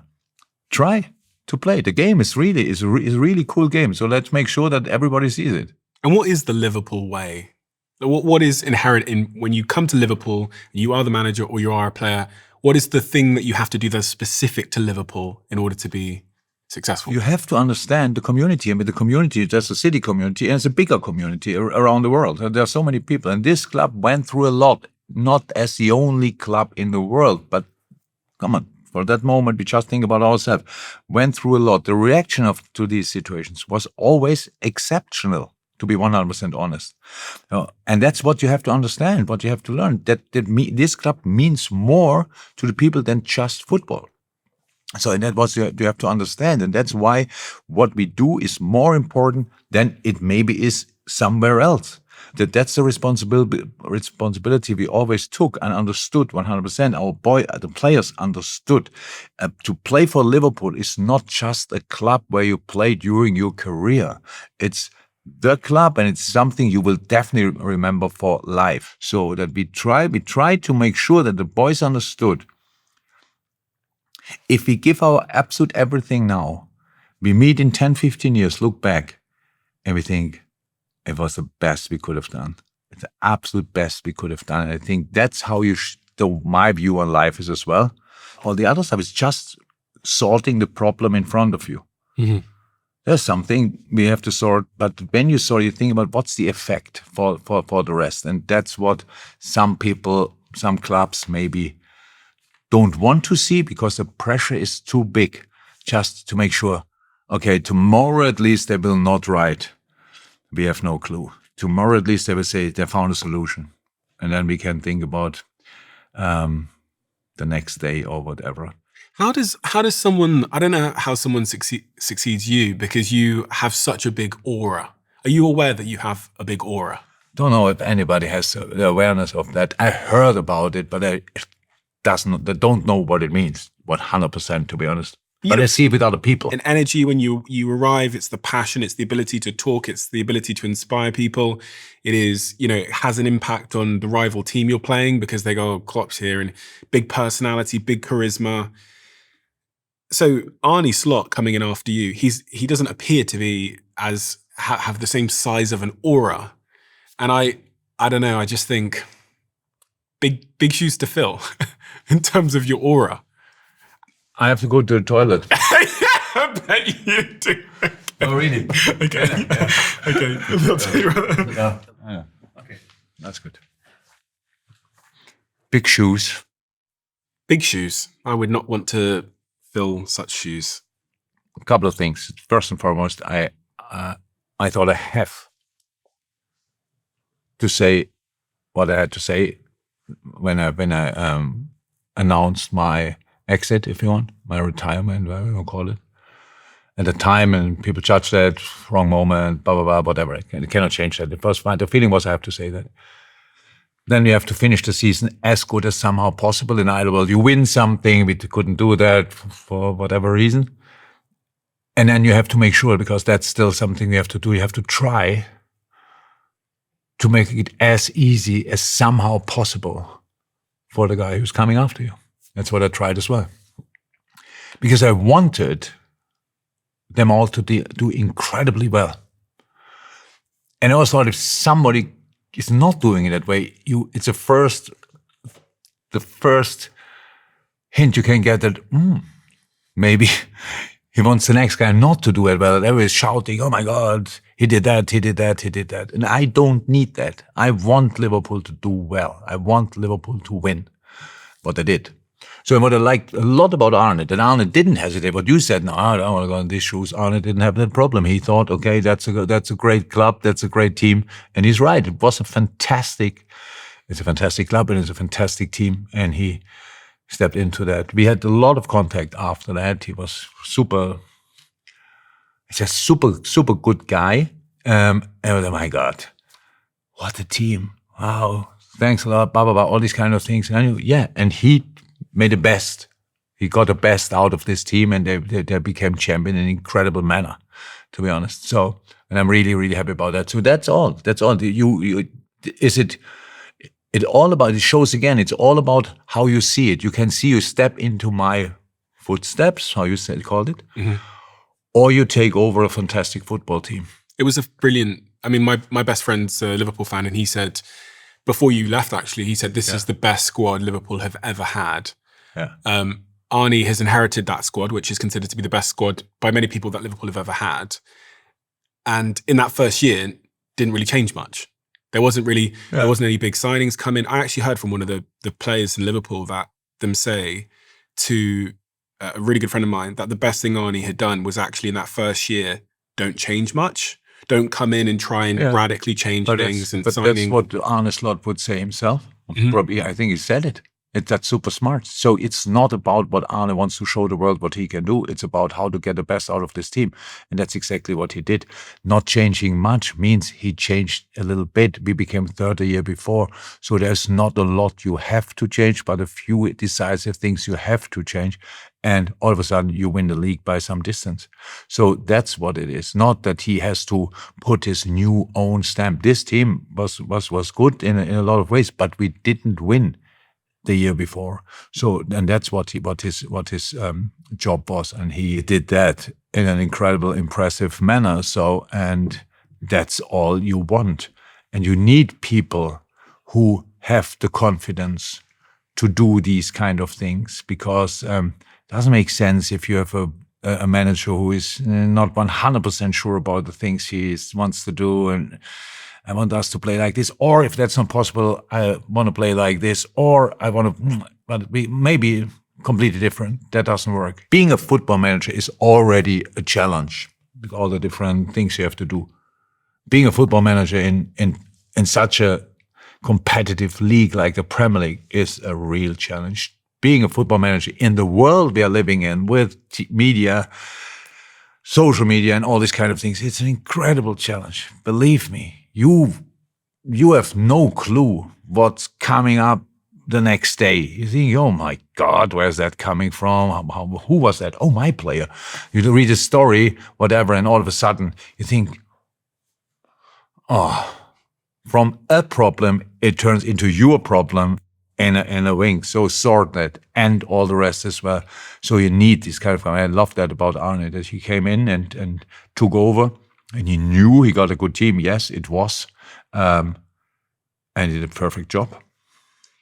I mean, in terms of making changes this year, Liverpool have spent, 450 odd million, which is a crazy number. I mean, I think you've broken the transfer record in various positions several times with Wirtz and with Isak now as well. So change has arrived. These are new people. They're coming in with their own ideologies from their previous clubs. They've all arrived at once, a lot of new faces at once. Is this not now where the challenge begins? Because this is going to become Arne's team now. Yeah, but that's not a problem. That's just completely normal. And that doesn't mean exactly that there was a lot of change. I mean, no team by the way, it's 450 or whatever million. I don't know the exact numbers, but they earned a lot of money as well.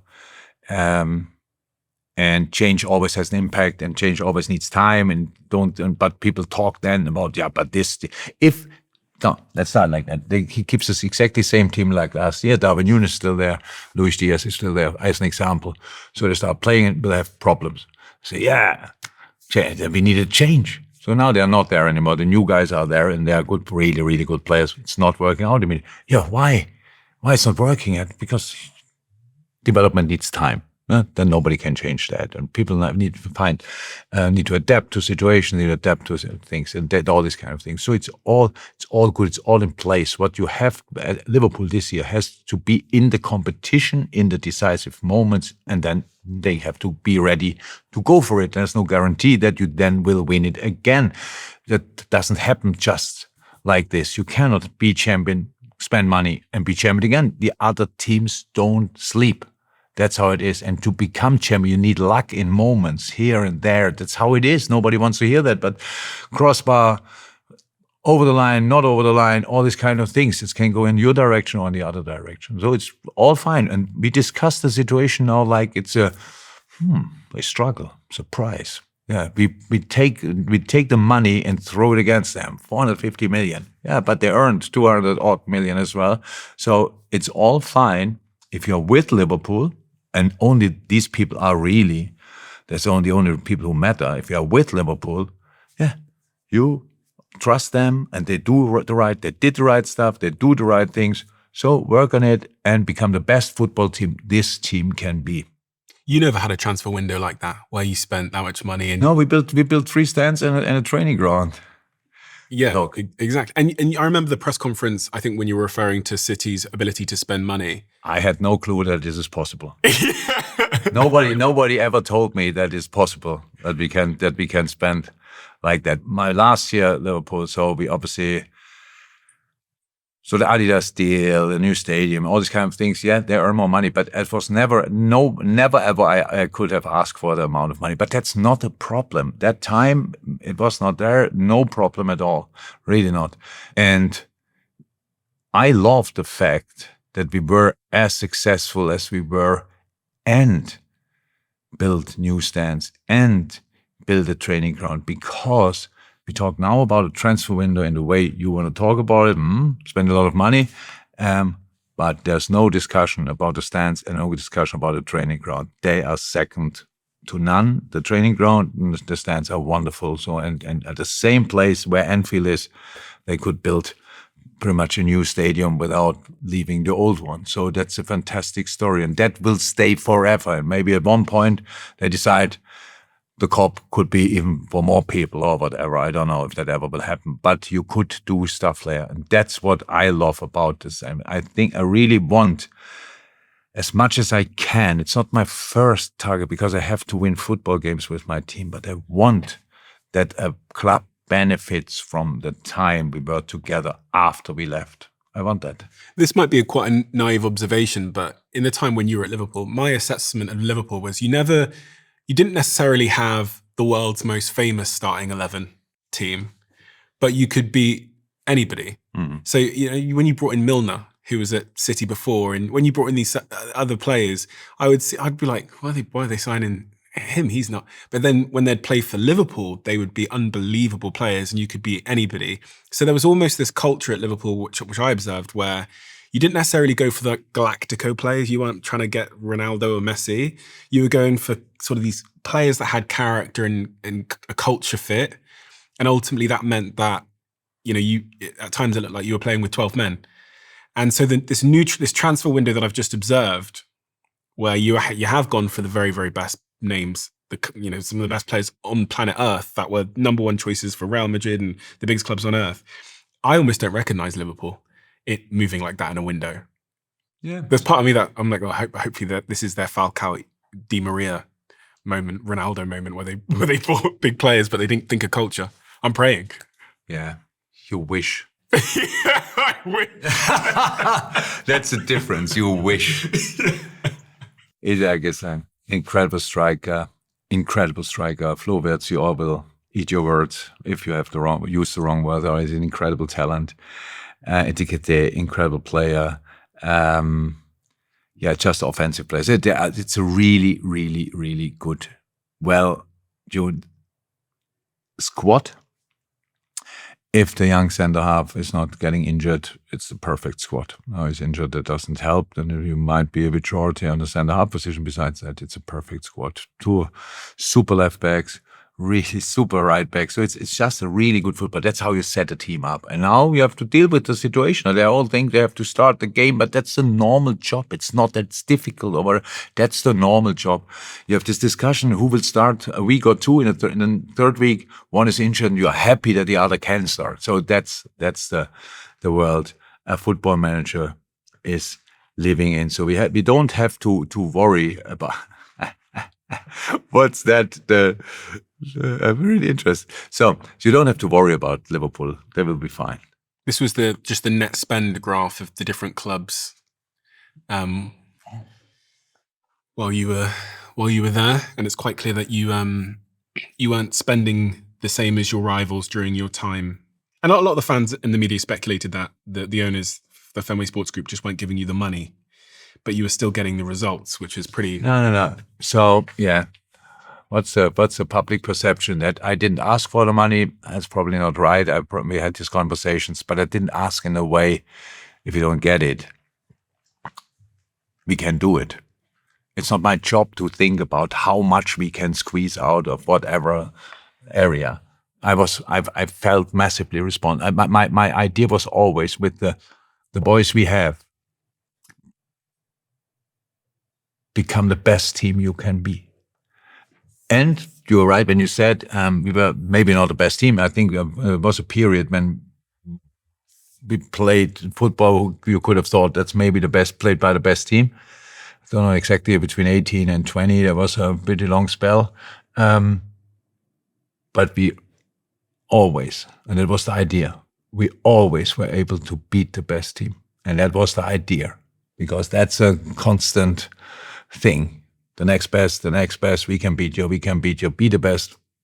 You are the one everybody wants to beat. I love that. So that's net spend and stuff like this. I was never too worried about. We had always conversations.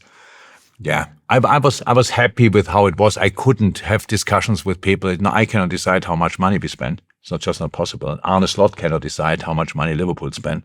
That's how it is. You do. There are other people who decide that, and if you have the money, then you spend for really good players. What Liverpool did this year, and I think it was the right thing to do. And I'm pretty sure one specific moment changed the whole transfer window. Yeah, that was the saddest day of last year. And how do you replace somebody like Diogo? It's not about the player itself. It's about the guy he was.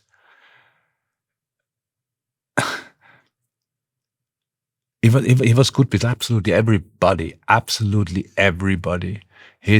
He arrived. He had no real. I think he was a bit surprised that we approached him, that we asked for him. Then he came, and then he delivered from day one. I remember still when I saw him the first time playing for Wolves. I said, "Phew, what's that?" When I went to you always hear these stories when people tell me, and it's true that Mo Salah, they had to convince me and stuff like this. Not convinced that I take him, but it was like there were other players as well, and Mo was one of the others, and then we decided all together for Mo, but it's fine. But nobody came to me and told me, "Come on, let's have a look at Diogo Jota." I saw him and I said, "Please give me more material. I have to see him." And he excelled all the expectations as a guy, super smart, super teammate. And now he sits in a dressing room, and I cannot imagine right now the dressing room without him being there. That's so hard. It's so hard. I still cannot speak properly about it. It's really like that. It was an incredible shock, and that's for the boys as well. We could think we don't speak about it because otherwise some bad journalists make a story of it. What I said about him and what it means. Nobody at Liverpool will ever use it as an excuse, but it is the situation. You walk every day in this room where he was omnipresent. He was. Can you imagine? To talk about him, he was so close with James Milner. They are not the same age group. They are nothing the same. It's just he was so. But on the other side, very close with Kostas Tsimikas. That's like Moon and Mars. So that was him. And dealing with that on a personal level, not easy, impossible. And now as a club, take all the emotional stuff out and think, how do we replace him? And you have to think about that.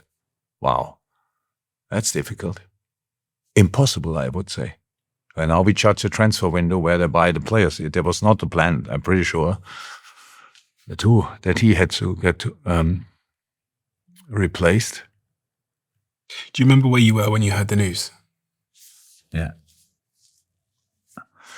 I got a message in the morning. "Boss, I have bad news." And then I got a message from a friend from Liverpool. And I couldn't believe it. It was not possible. I heard it and I know what it means, but I couldn't believe it. The whole story.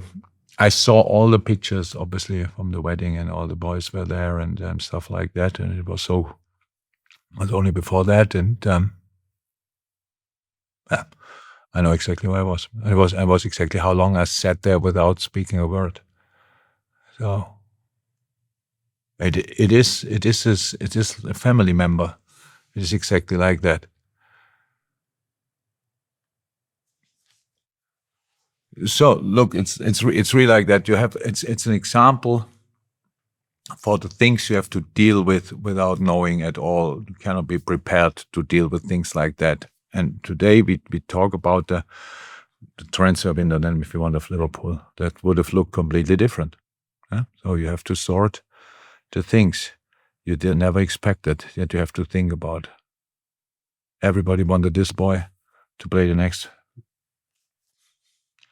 10 years. at Liverpool. All-round player, all positions, can play, football smart. On July the 3rd, 2025, Diogo was killed in a car crash alongside his brother in Spain. I think just before then, he had got married to his partner and he had several beautiful children. He said of you, he said the first time you and him met, he just felt your presence. He said, I think that's one of his main characteristics, the way you can just feel him only with his presence. And Diogo went on to be incredibly successful under your leadership at Liverpool. Yeah, that's true. Yeah, same. I could say the same. I could say the same about him. I was as impressed with his presence. Very special young man, I have to say. How much of a role does a manager like you play in the transfer window? This is something that's always speculated by the fans. Do you remember the first when I came and told me about a transfer committee? I never had. They told me that the journalists asked me, because they implemented a transfer committee because they didn't want to have that the manager is that decisive in a transfer window. Obviously, before me, there was some issues. Yeah. There's no problem with that. I can discuss with everyone. As long as no player signs for the club I don't want. I'm used to not getting all the players I want. That's completely normal. It's not up to the coaches. We say we want that player, and I say, yeah, it's too expensive. And you can ask again, sorry, can we make it happen? And knowing they all try absolutely everything to get the right price and get the player in, you cannot do anything with that. That anybody in a club would bring in a player you don't agree on. That's not possible. But it's very, very normal in a football coach manager's life that you don't get all the players you want. So no problem with that. As long as the transfer window is open, you try to build the best possible squad. On the day after the transfer window, you have the best possible squad, whichever transfers you made. And that's the way you go into the rest of the season. Michael Edwards left during your tenure. He was sort of one of the key people that was responsible for looking for players and signing them. And he's back now. So first and foremost, I don't want to say anything else because I really have a really good relationship. Michael Edwards is absolutely great in what he's doing. But it was not on one day his job alone to bring in players. There were a lot of other, Julian Ward, Ian Graham, so many people. They were involved in Barry Hunter, all these kind of things were involved in these kind of things. It was a process. We were really close together. It's not one sitting there and being the genius and producing ideas and you think, oh my God, he's available. I didn't even know him. So like we know football players. It's like negotiating, finding the right moment to sell, finding the right moment to buy. That's a sporting director's job, what he was before. And now I don't even know exactly the role. Something in the holding company across the board. So Richard Hughes is now there doing an incredible job. So these kind of things, it's all in an idle world. So like people from outside are idolizing. Sometimes people like that, definitely some of them with me. Maybe they do with Michael, but Michael never did the job alone. I never did the job alone. It was always like a really good, they worked together just really well. We didn't have a lot of disagreements where you think, boof, where is that coming from? Why you want him? It's a process. A football team is an open book. Everybody can read it every day. So if you want to add something, it should not be a surprise to everybody and think, well, where's that idea coming from? You think we need a left back. Why? We have already 4. That doesn't happen. It's a work in progress all the time during a season, but the transfer windows, it clashes, obviously. And English people in professional football enjoy D-Day a bit more than probably in other countries.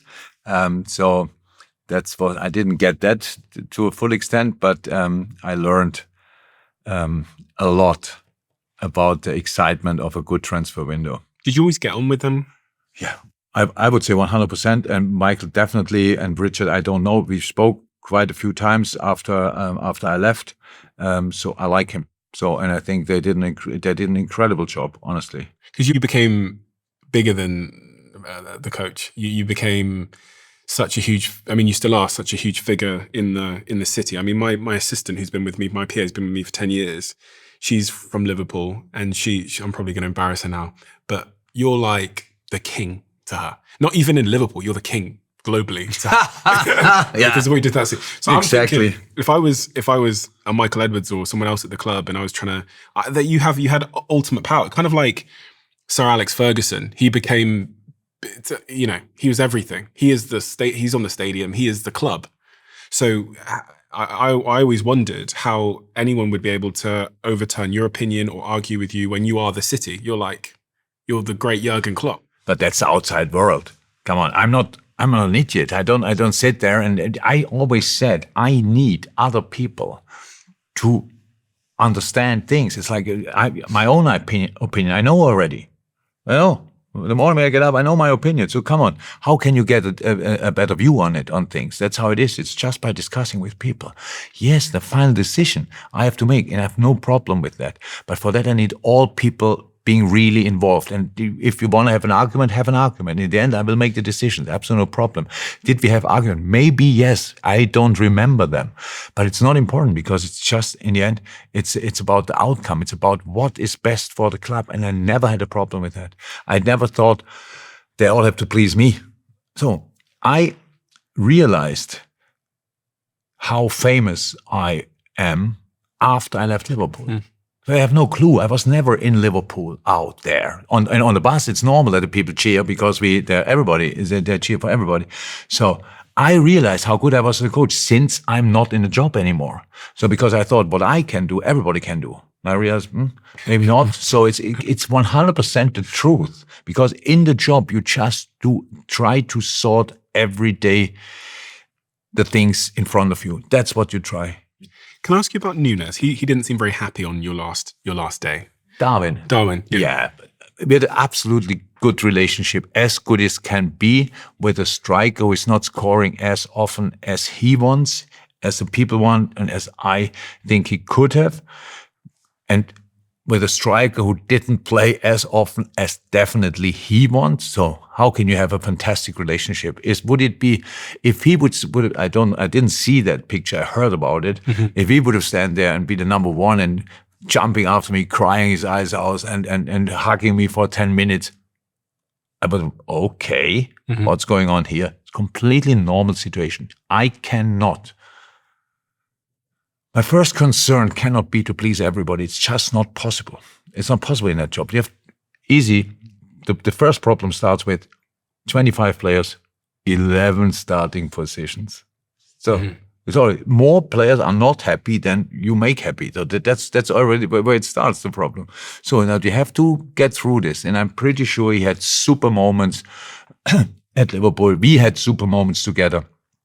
And on my last day, if I would have been him, I would have thought as well, okay, come on, the next one is a new chance for me. Because players do that. If it goes really well for them, it's not that they think thanks to the coach. If it's not going well, they think, it's okay. Maybe he doesn't bring me often enough, it's not my fault, blah, blah, blah, all this kind of, we are humans, we are all the same. So it's not that they are special in that moment, and some of them think, yeah, I have to do more for the week 1, week 2, week 3, and then think, now I did 3 weeks more, it's not picking me. So it's a bit, you cannot have always harmony and flowers and all these kind of things. That's a competitive environment, and you need to perform to get what you think you deserve. When did you decide? Did you decide that you wanted to sign Darwin? How was that? How did that decision? We decided exactly like before. We decided it all together involved in that process. And yes, that's how it is nowadays. We would have loved to sign him for lesser money, of course. But it was in that moment not possible. We needed a striker. We only wanted to have an extra option for striker. Like we had Bobby, always the best false nine in the world. Yeah. And now we needed somebody with a bit more speed and stuff like this. We need the action is Mo and Sadio. I'm not even sure if Sadio was still there. Probably not. So Sadio went that year. Yeah, I think Sadio went that year. So we had to change as well. So we had Luis Diaz, great. Cody Gakpo, great. What kind of player we don't have? I thought Cody can play a little bit like Bobby. good footballer on the side, but feels much better on the wing. All these kind of things. So yeah, of course, we all signed him together. No problem to admit that it maybe didn't work out as good as it could, but without Darwin Núñez, so many things wouldn't have happened. The biggest comeback of all times at Newcastle, for example. I hated that fucking game. I love that day. I love that day. Game when he came on. Yeah. Just give me 15 seconds to explain how you can build a viable business online. The people I see winning in life don't have a perfect plan. They just take the first step and then the next, and then they keep going. They stay obsessed and they stay consistent. And Stan Store, a platform I co-own and one of our sponsors, is the best first step to help turn your knowledge into income.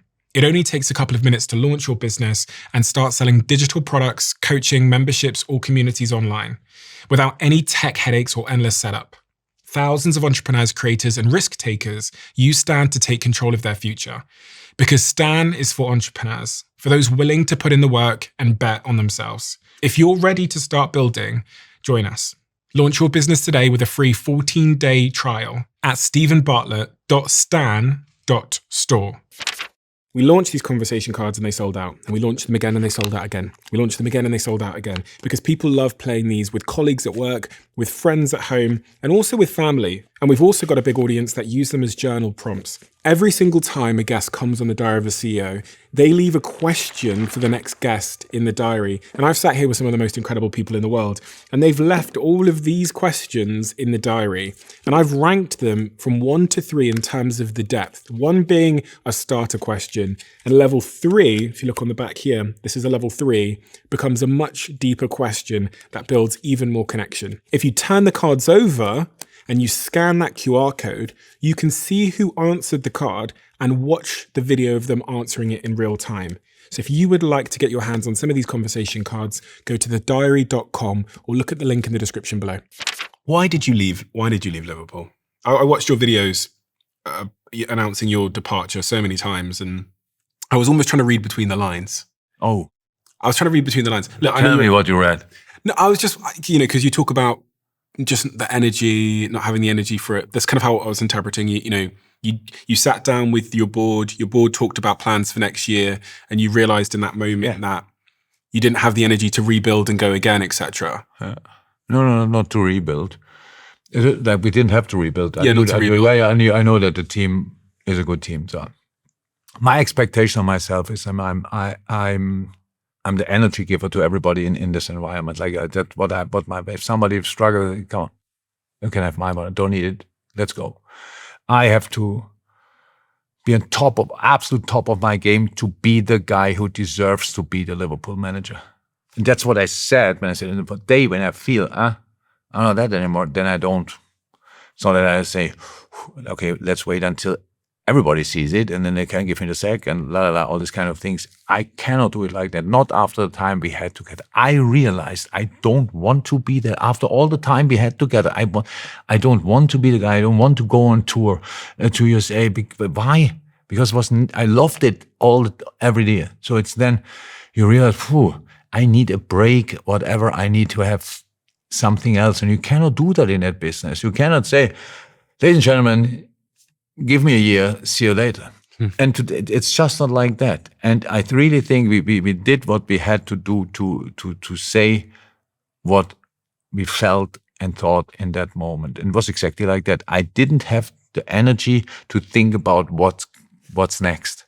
I didn't want to think about what's next. I just wanted to go. I was happy with finishing the season, but then don't ask me, what can we do here? What can we do there? It was all my responsibility for all the time, because yes, I don't decide money, but all the rest, it was in my hands from a specific moment on. COVID kicked in, no sporting director. Michael came after I left. It was not there anymore. It was not because we had a problem or whatever, not at all. It was just they wanted to find a leader for the pack, and found that with Michael and Richard. And Arne, obviously, now working really close together. So that was the decision. But there was a time, there was no Richard, no Michael, no Julian Ward. So it was just me sitting there like on the top of all the things, and we had to win football games, but all the rest was on my plate as well. It was an intense time. There wasn't a structure around you in that regard. COVID changed a lot. People didn't fly as much anymore. The owners didn't come that often over. It was like budget calls were on the phone, more or less. We brought in Jörg Schmatke, the Germans, because we didn't have a sporting director at the time. In fact, Julian came back, but then I don't even know exactly why he left again. So these kind of things that just happened. And the only guys who were always there were we, the coaches and the football team. So they were just the normal stuff over a day. So who was doing the sporting director stuff? Yeah, us and together with in that one window with, I think it was with Jörg Schmatke, the German guy we brought over. I don't even know if Julian Ward was still there. The lawyers, the scouts. So, do you think you could ever go back and manage Liverpool again? Is that within the realm of possibilities? I said I will never coach another a different team in England. So that means if, then it's Liverpool. Yeah. So, yeah, theoretically it's possible. What would it take, theoretically, for you to want to do that psychologically? I don't even know exactly. There must be.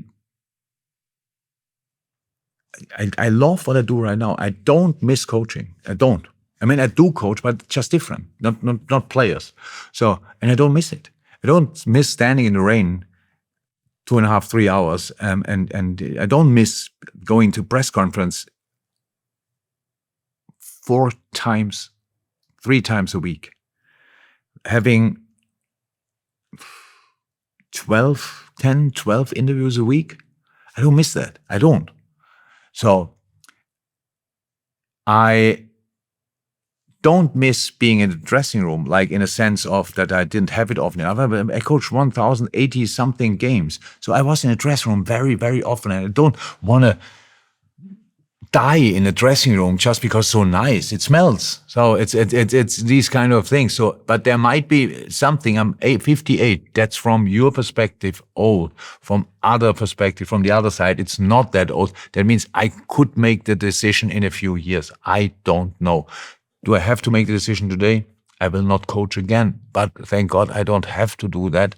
I can just see what future brings. But now I'm involved in a project I really love, and I love the people I'm working together with and the clubs we are responsible for and the countries the clubs are in. So I like doing what I'm doing right now.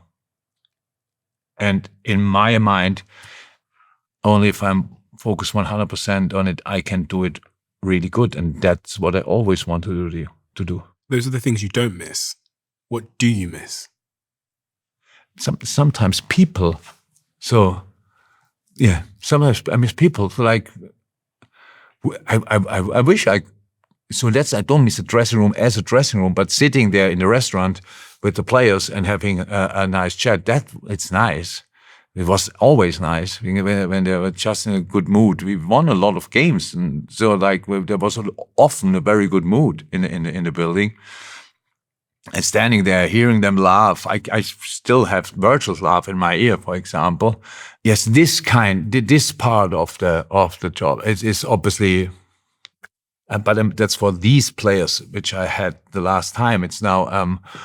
Do I miss it in general with football players? Not right now. It's not like that. But there's really not a lot, to be honest, what I miss, because I'm still in the business I know most about. So the football part I don't miss because I have it. And the only thing is like I don't have to be outside. I'm not the guy in the chair before a game and stuff like this. No, I honestly, that's probably the best. I don't miss anything. That's how it is. When I look at your career, Mainz, Dortmund, Liverpool, you seem to always be successful. And it's extremely rare. It's extremely rare. And you seem to always succeed with a lot of passion and all those things. But my question is, I think about the audience we have, which are often business people, leaders, CEOs. Is there anything else that we haven't touched upon that is central to your idea of getting the best out of a group of people? We talked about being a sort of bespoke leader, being the jigsaw piece you need to be to get the best out of a person. We talked about giving everything. Is there anything else that's really central to your philosophy of leadership and management that you think is important that we haven't touched upon yet, that young coaches might be able to create the best team possible? And I mean, in understanding of the team, like really, there must be a reason why this team wins and not the other team, because there are other teams out there. They try absolutely everything.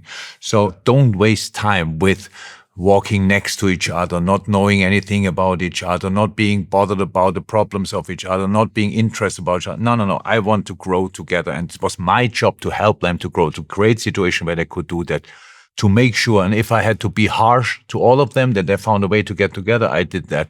It was not what I said. It was what they needed to understand why we are a very special team in a very hard and difficult competition. But we have to find a reason why we deserve it more than others. Yes, that's what I say, what you have to do. And that's what people want to convince today with knowledge. They want to say, I know everything about that. Look, I can tell you, I can explain it to you, sir. But it's in the end, that's one thing, and other people can know as well. It's about how close can we really grow together to go out there and smash the whatever out of them. So that's the thing what I wanted to, or what I always did. So it was always clear for us, we would walk, I don't know, we would go through fire. I'm not sure if you say that in English, but we really would do absolutely everything. And without me telling every day, to find a way to grow as much together, that was obvious. How do I get people to walk through fire? So you're talking about making sure the bonds amongst themselves are strong. I heard stories of you making sure everybody knew everybody's name when you first arrived and things like that. But not players, it was staff. The staff names, etc. What were you doing to get people to walk through fire? And that's a good question. There's no answer for the question, because it means that would mean you say one thing and for everybody runs. That's not like that. You have to create a culture, an environment, a situation, a vibe where everybody realizes this is special. The underlining message is this is special, and now let's go for it. This is worth it. It means really more to all of us, that we really can fight more for it. What is special? The togetherness, the way the way we, and that people can say that's in our club the same, but the way we interacted in the training ground with the kitchen staff, with the respect we showed every day with the kitman, with the gardeners, with all the people there. That was, for me, most important, because you just realize that's the respect you show is the respect you get. You cannot show respect, you don't deserve any. So that's how it is. And it's not a lesson in the sense of that I tell you, wait, sit here. You have to respect the gardener, and then the other people will respect you as well.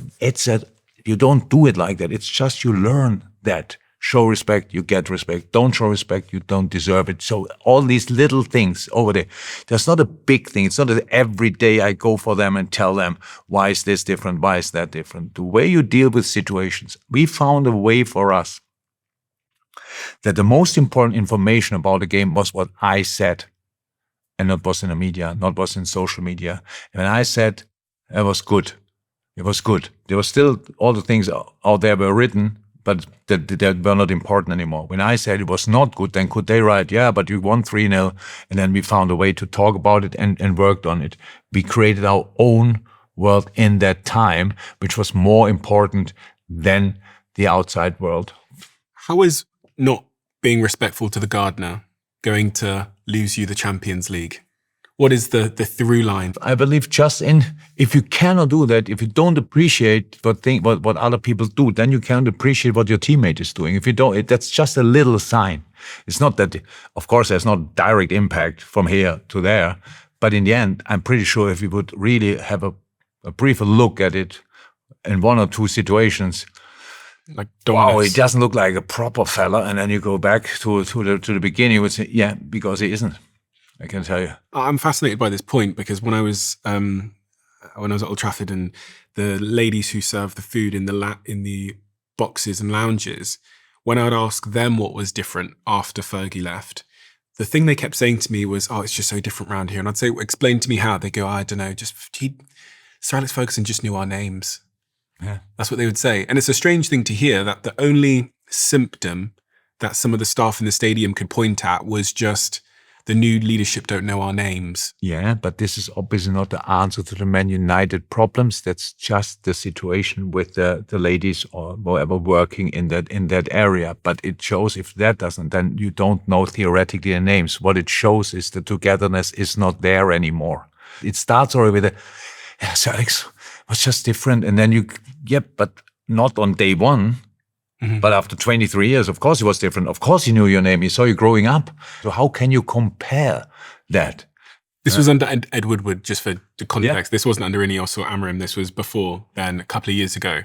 Yeah. And I just always found that, for me, that as a business leader, became a really interesting reference point because it, as you said, it's just a downstream symptom of something where the club has gone from feeling like a family and special and, close and tight, and these values to the decay of the values, and it's gone all the way down to the stream at the bottom.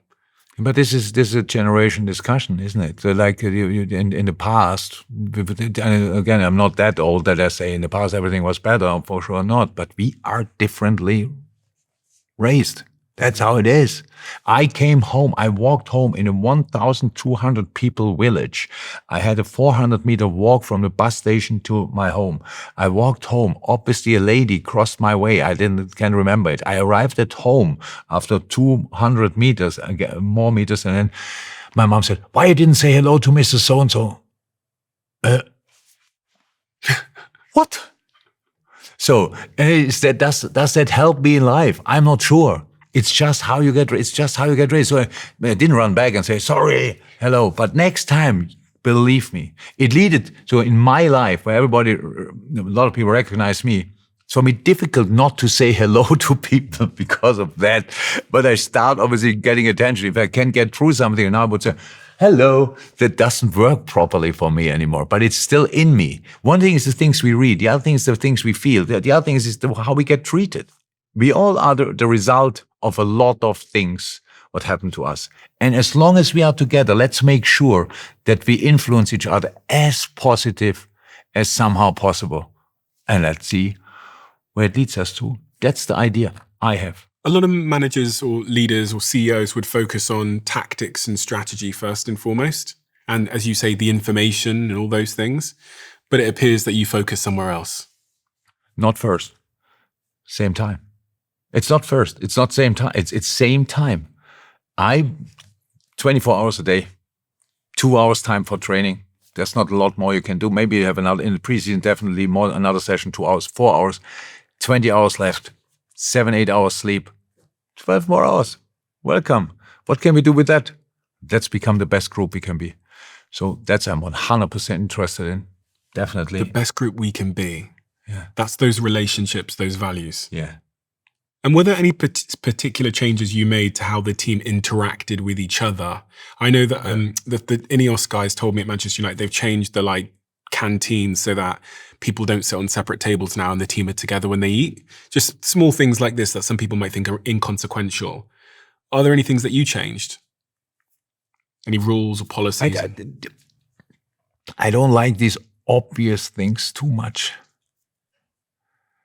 If you don't like each other, the size of the table makes no difference, to be honest. I don't say that's not important. I don't see the real effect. I want to reach it in a different way. I want to introduce them to each other in a specific way, on the pitch, by the way. That's where it starts, because we are a football team. We are not a community and just sit there and drink tea and eat biscuits. It's a real competitive environment, and it's all to get the best out of the boys on the football pitch. So rules pitch, rules dressing room. But then there's so many things left and right of the rules. There's so many things you can do together. There's so much to talk about, so much to know about. And that's what life is. Otherwise, we just live next to each other. And we don't benefit from each other. That makes no sense. I don't want to make it bigger than it is, but my general understanding from a football team is to become the best football team you can be. This is as important as tactics. As important as tactics. They can have the best tactics. If the guys don't respect, don't like each other, nobody will see them ever. Ever. So they have the worst tactics, but they love each other. Boy, they still can win. That's possible. Idle world, great team, good coach. You have a good chance to be successful. I have two pictures that we haven't shown yet, but this particular picture is of Elizabeth. Yeah, mama. Your mama. Yeah. 2011, we became champion with Dortmund. My home club, SV Glatten, invited me, built a stage. My elder sister wrote a poem. My mom couldn't have been prouder, obviously. That day, I saw my teammates from my first football team, they were all there. Nobody would have thought that somebody from there would arrive where I was there. Yeah, great day. Lisbeth was a really, really nice woman, I have to say. She passed away in 2021 after falling ill. Yeah. Because of everything that was going on at the time with the pandemic, you weren't able to attend her funeral because of the travel restrictions and all those kinds of things. She did get to see your success. She got to see.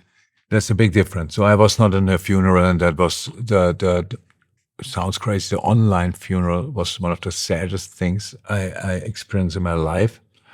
But they made it happen. At least that was good that we could see it, that we could be part of it. We couldn't be there. My mom in the end had dementia, so it's not that she would have known that I was not there when she was lying there. That's not a nice thing. But she saw the majority of my working life, if you want. My dad didn't see my coaching life, so nothing is perfect. But mom was super happy, was a very happy lady until she could remember us and see us and recognize us. And the time when she couldn't do that anymore, yeah, was not too long. But can't wait for the day when somebody finds a solution for these kind of things, for these kind of diseases. And because in your age, obviously, you don't think about it, but if you become older, they think, who dies today just of a heart attack? And not by having already dementia or stuff like this and don't recognize the kids anymore and stuff like this. You don't want that. You just can get through this by ignoring the fact and hoping that science will find a way until we get there. Yeah. She started to lose her memories of her family because of dementia. Yeah. So like the normal things on phone, she didn't recognize my voice first. This is a strange disease or whatever, however call it. It closes so many doors and opens others. So long time memory, incredible. She recognized ladies in the street. They were together in primary school, stuff like this, but didn't know who we were. So just these kind of things. It's not a competition of things you forget or whatever. There are a lot of things you forget, and especially for the people. And that was my sisters who took care of her. Obviously, that's not nice. If she don't recognize you, who are you? Go away. These things. How is that to deal with as a family member when someone you love, a parent, can no longer recognize who you are? It's almost like it sounds like a grief. It's like a heartbreak. Yeah, I think, but obviously my sisters were around, so for them it's harder, of course, because they were around. For me, it's not a problem at all because I knew she loved me more than our life. In a moment, she can't recognize me anymore. That was not a problem for me. I just felt for her. That's so hard. Must be so hard if you have bright moments where I know. Oh my God, you are here. What are you doing here? And then going again. It's really not nice. And I really sincerely hope that we find medication for that. I think science is in a good way but still a long way to go. But thanks for this picture. I have it on my phone somewhere, but I don't have it as a, thank you very much. Faith is a big part of your life as well. Yeah. Your belief in God. Yeah. And from what I understood, that's not always been the case. When you were a younger man, you weren't religious in the same way that you are now? Is that accurate? Or? I wouldn't even say I'm religious. I believe, but I don't know 100% what religious means, to be 100% honest. But it's this lady, my mom, prayed every night before going to bed. But the problem was that the one thing we prayed, the other thing she said, because she couldn't be hard with me. She just had no weapons. The only thing she could say, don't forget, if you do that again, I will have to tell the dad at the weekend when he's coming back. So it was like the only threat she had, the only weapon she carried around. And I obviously was smart enough to realize that whatever I did, she never told my dad. From time that I went to church, I had a short spell where I thought, because Sunday morning church was when I played games, I have to go to church. I cannot play football anymore. But that lasted exactly one game. So one Sunday, I thought, God cannot be that hard. He cannot think that I have to go to church when I love football so much. It can't be like that. And he isn't, I'm pretty sure. So, I found my way. For me, it's to live together. We have to make sure that we don't think the only thing what is interesting is my own well-being. We have to make sure that we really understand being alone in a good position doesn't help. Yes, it's completely normal that we all try to get as far as we can in our career, in our life, and all these kind of things. But it's really important that we make sure that we really try to work properly together, to live properly together, and all these kind of things. For me, this is my faith. It's based on this understanding is based on my faith. So, and common sense, obviously. And that's the way I believe. And I think that's the best thing you can say about religion when it's like that it keeps people in a good place. If religion can't do that, then that's not the right religion for me. So it's really about that. We have to be tolerant. It's no problem. It's a wonderful planet. It's a wonderful world we are living in. But it's not for one or two, it's for all of us, and we have to make sure that works out. And I think the right faith can help you with that. But I don't know what is the right faith. I only know what is for me. So, yeah, for me it's the right thing to do. And I never doubted it, to be honest. With all the information you get in life, God is real for me. And Jesus, of course. Yeah. What goals have you got left to accomplish, Jürgen? What is left on your list, if anything at all? Because you're right, you're probably halfway through your life, the way things are going in terms of people, the life expectancy increasing. Halfway through 116, we have the next Could podcast. Yeah. I want to travel. That's what we're doing. We've started now. I want to be together with Ulla as much as I can, but not that much that she or I don't want to be around each other anymore, because I really think you see people and think, what is your husband doing? Oh, he's at home. Oh, God. So no, I'm not that. But I'm very busy, so I'm a lot away. So that's fine. But I want to spend with her, with the kids, with the grandkids. I don't have this kind of ambitions. I want to do really well for Red Bull, really well. I feel already responsible for all the people I work together with. That's a very interesting thing for me. I feel so quick, really responsible, but I do.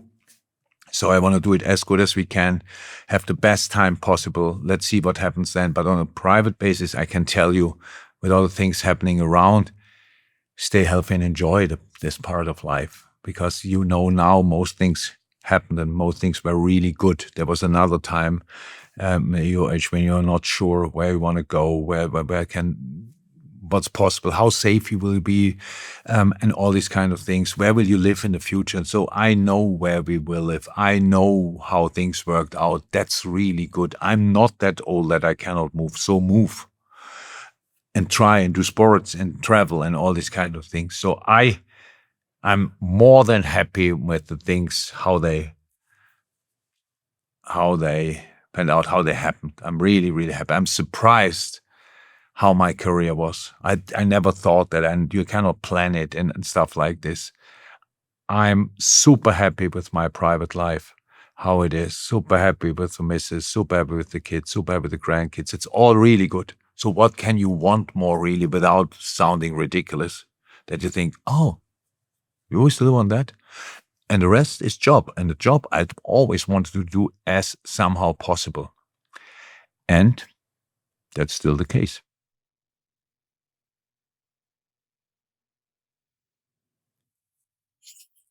Is he a Man United fan? My No, I'm just God. saying, if you ever want a job at a football club, Manchester United would. Yeah. After all the time we spent together, you want to tell me that? Yeah. No, but it's really interesting to me because I think there's always an assumption that people want to continue to. I don't understand that. Do the same, you do, because that's what you are good at. I know I'm good as a manager. I know. So why should I? I don't have to prove that. Not even to me. I have to prove that. Like I can raise my hand and tomorrow I can coach club X, Y, and Z clubs who are happy now with sack their manager, and I don't want that. So, but to be my best friend, that might come back. That I say, okay, I'm ready. That might. I don't know today, but in this moment, it's not that I cannot do what I do while thinking with one leg being still there. I was never like that. I never looked right or left when I was at Mainz. I could have changed the club every year for the first 7. It was so obvious that something is going on there pretty special. The clubs we want to have him. And I never thought a second that I want to go there. I wanted to stay at Mainz to do what we do and to learn what I thought I have to learn. Same at Dortmund, same at Liverpool. Until I thought, it's not right. If that comes again, let's see what we will do. That's what the decision I wanted. Didn't want to make the job until I barely can move. I barely can travel. Mrs., can you help me? I didn't want to do that. Here we're sitting, and yes, I'm 25 years older than you, but we both could probably run around the corner now, and it would not be the biggest difference. You're in great shape. Yeah, that's it, because I train. That's how it is. But I never did while I was a manager. That's the next thing. I just grew more and more and more. And now we have time for that as well. So it's good how it is. Well, you even as a United fan, you brought so much to the Premier League that it was weirdly sad, also very happy when you decided that you were going to leave. I mean, I felt two feelings at the same time. I felt very, very happy that this Liverpool era, in my view, was over, because I thought there's no way you leaving. You're more than just a manager. You're the spirit of the city. You're the spirit of the fan base. You actually sort of personify the Liverpool fan base in my mind. Extremely passionate, all in, togetherness. And as you know, your former, I think he was your chairman or owner of mine, said you brought the team together. You then brought the city together. And that had a profound impact both on Liverpool, but also on the Premier League and on my enjoyment and my misery as a rival fan. And that's a really, really remarkable thing. You've also inspired me as a lot on a personal level as a leader.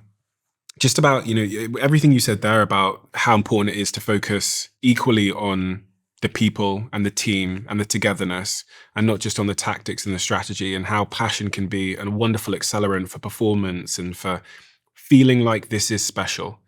And that's something that I think you've personified as a leader. We have a closing tradition on this podcast where the last guest leaves a question for the next guest, not knowing who they're leaving it for. Oh. And the question... Oh, it's for me now, the message. Yes. Oh. Question that's been left for you. As you look back on your career, is there a particular moment, a particular conversation, a particular day that if you could, you would go back and change or say something you wish you had said? I honestly, the problem is, I probably would say no. I wouldn't go back and try to change it, because it wouldn't have a big impact. The situations we had, the big situations I could influence with the things I said, the specific moments which were then decisive, you just stand there and watch. Aguero in or not in. We have the same problem with United. We have things that he scored, the ball goes in, or the ball is over the line for 11 millimeters or not. That has nothing to do with what I say. Would I wish if I could go there and give it a little push? Yes. Would I wish James Maddison would block the shot of Vincent Kompany that he cannot score the goal against Leicester? Yes, but it had nothing to do with what I said. And so the things I said in the moment for the right reasons. And sometimes they had the impact I wished and wanted, and sometimes not. Yeah, I had to accept that. That was the other thing that Jamie Carragher asked. He said, "Oh, when you see Klopp, ask him how he feels about his former assistant manager Pep Lingers going and working at Manchester City." Absolutely, no problem. I like it. I like both Peps. That's how it is. No problem with that. I worked together with Pep Linders. He was an inspiration for me every day when we worked together. Absolutely every day. I learned a lot from him. And Pep Guardiola, I couldn't respect a manager more. And when they asked me, like a bit, what do you think? Can we? Of course you can. Pep Linders said, come on, find a guy who worked together with Pep Guardiola and Jürgen Klopp. I would read the book. And Pep Guardiola knew exactly what he was looking for. Yeah, he wanted to, want exactly this kind of spark fire from, and Pep has that. Pep Linders has that. He's an extreme well of energy, and so I'm happy for them both. We're playing you guys this weekend on Sunday. What? Manchester United Liverpool this Sunday. You didn't know? It's at Anfield. It's a Premier League derby. Huh. That's crazy that you don't know. Yeah. But hopefully so this will come out just after that. So I'm hoping that's 4 losses. Oh, we come after that. Yeah. When do we get on? Hopefully the day after, but we'll see. So hopefully this is Liverpool's 4th loss in a row. And the fan base are growing increasingly impatient, and they're annoyed, and Amorim has now won another game in a row. So this conversation will come out straight after. Wow. Now, we playing at Anfield. Yeah. Yeah. Oh, good luck. They have to strike back, yeah? That's never a good situation. Yeah. That 2 days ago or so, I just in the morning, I wake up pretty early in the morning. So I throw on YouTube and have a look, and it shows me behind the scenes footage from the 7-0. The 7-0? Oh, gosh. Yeah. And I never saw that. I never saw it, but it's like the 7-0, obviously. I know the goals and stuff, but it's the camera different, it's in the stands. It's really good. So, okay, fine, I watch it, 19 minutes, really good. So all the goals again, and you see players in the dressing room, or the way to the dressing room, really good. The next day, I open, and because you know how it is with the algorithm, now I see the 5-0 at Manchester. So, and I watched that. And today I come here and had no clue that you're a Manchester United fan. So I was really well prepared for that talk, I have to say. Without knowing. Yeah. Damn. Yeah. Thank you so much, Jürgen. Thank you for taking the time. Thank you for being an inspiration to me, but also thank you for all that you brought to the Northwest and to Liverpool. Sure, thanks. Welcome. It was my pleasure. Honestly, thank you so much. And I've learned so much from you as a leader and also as a man. And in the lead up to this, I spoke to so many people around you that have worked with you. I contacted Jordan Henderson. I spoke to Carragher, who knows you through various people. I think you managed him for one game, he said. In Australia. In the Australia game. And they all said the same thing. They all said that you're the same man on and off the camera. You're a person that brings people together. You're extremely likable, but you have high standards and are an incredibly passionate person. And that the narrative was consistently, here's the same man on and off camera, which is a credit to yourself. And no wonder why people were willing to walk through fire with you. Yeah. It's incredible what you've accomplished. And I hope, selfishly as a football fan, I hope we see you back in the game at some point. Yeah. Maybe Real Madrid or Manchester United, whatever. You never know. You never know. Thank you so much.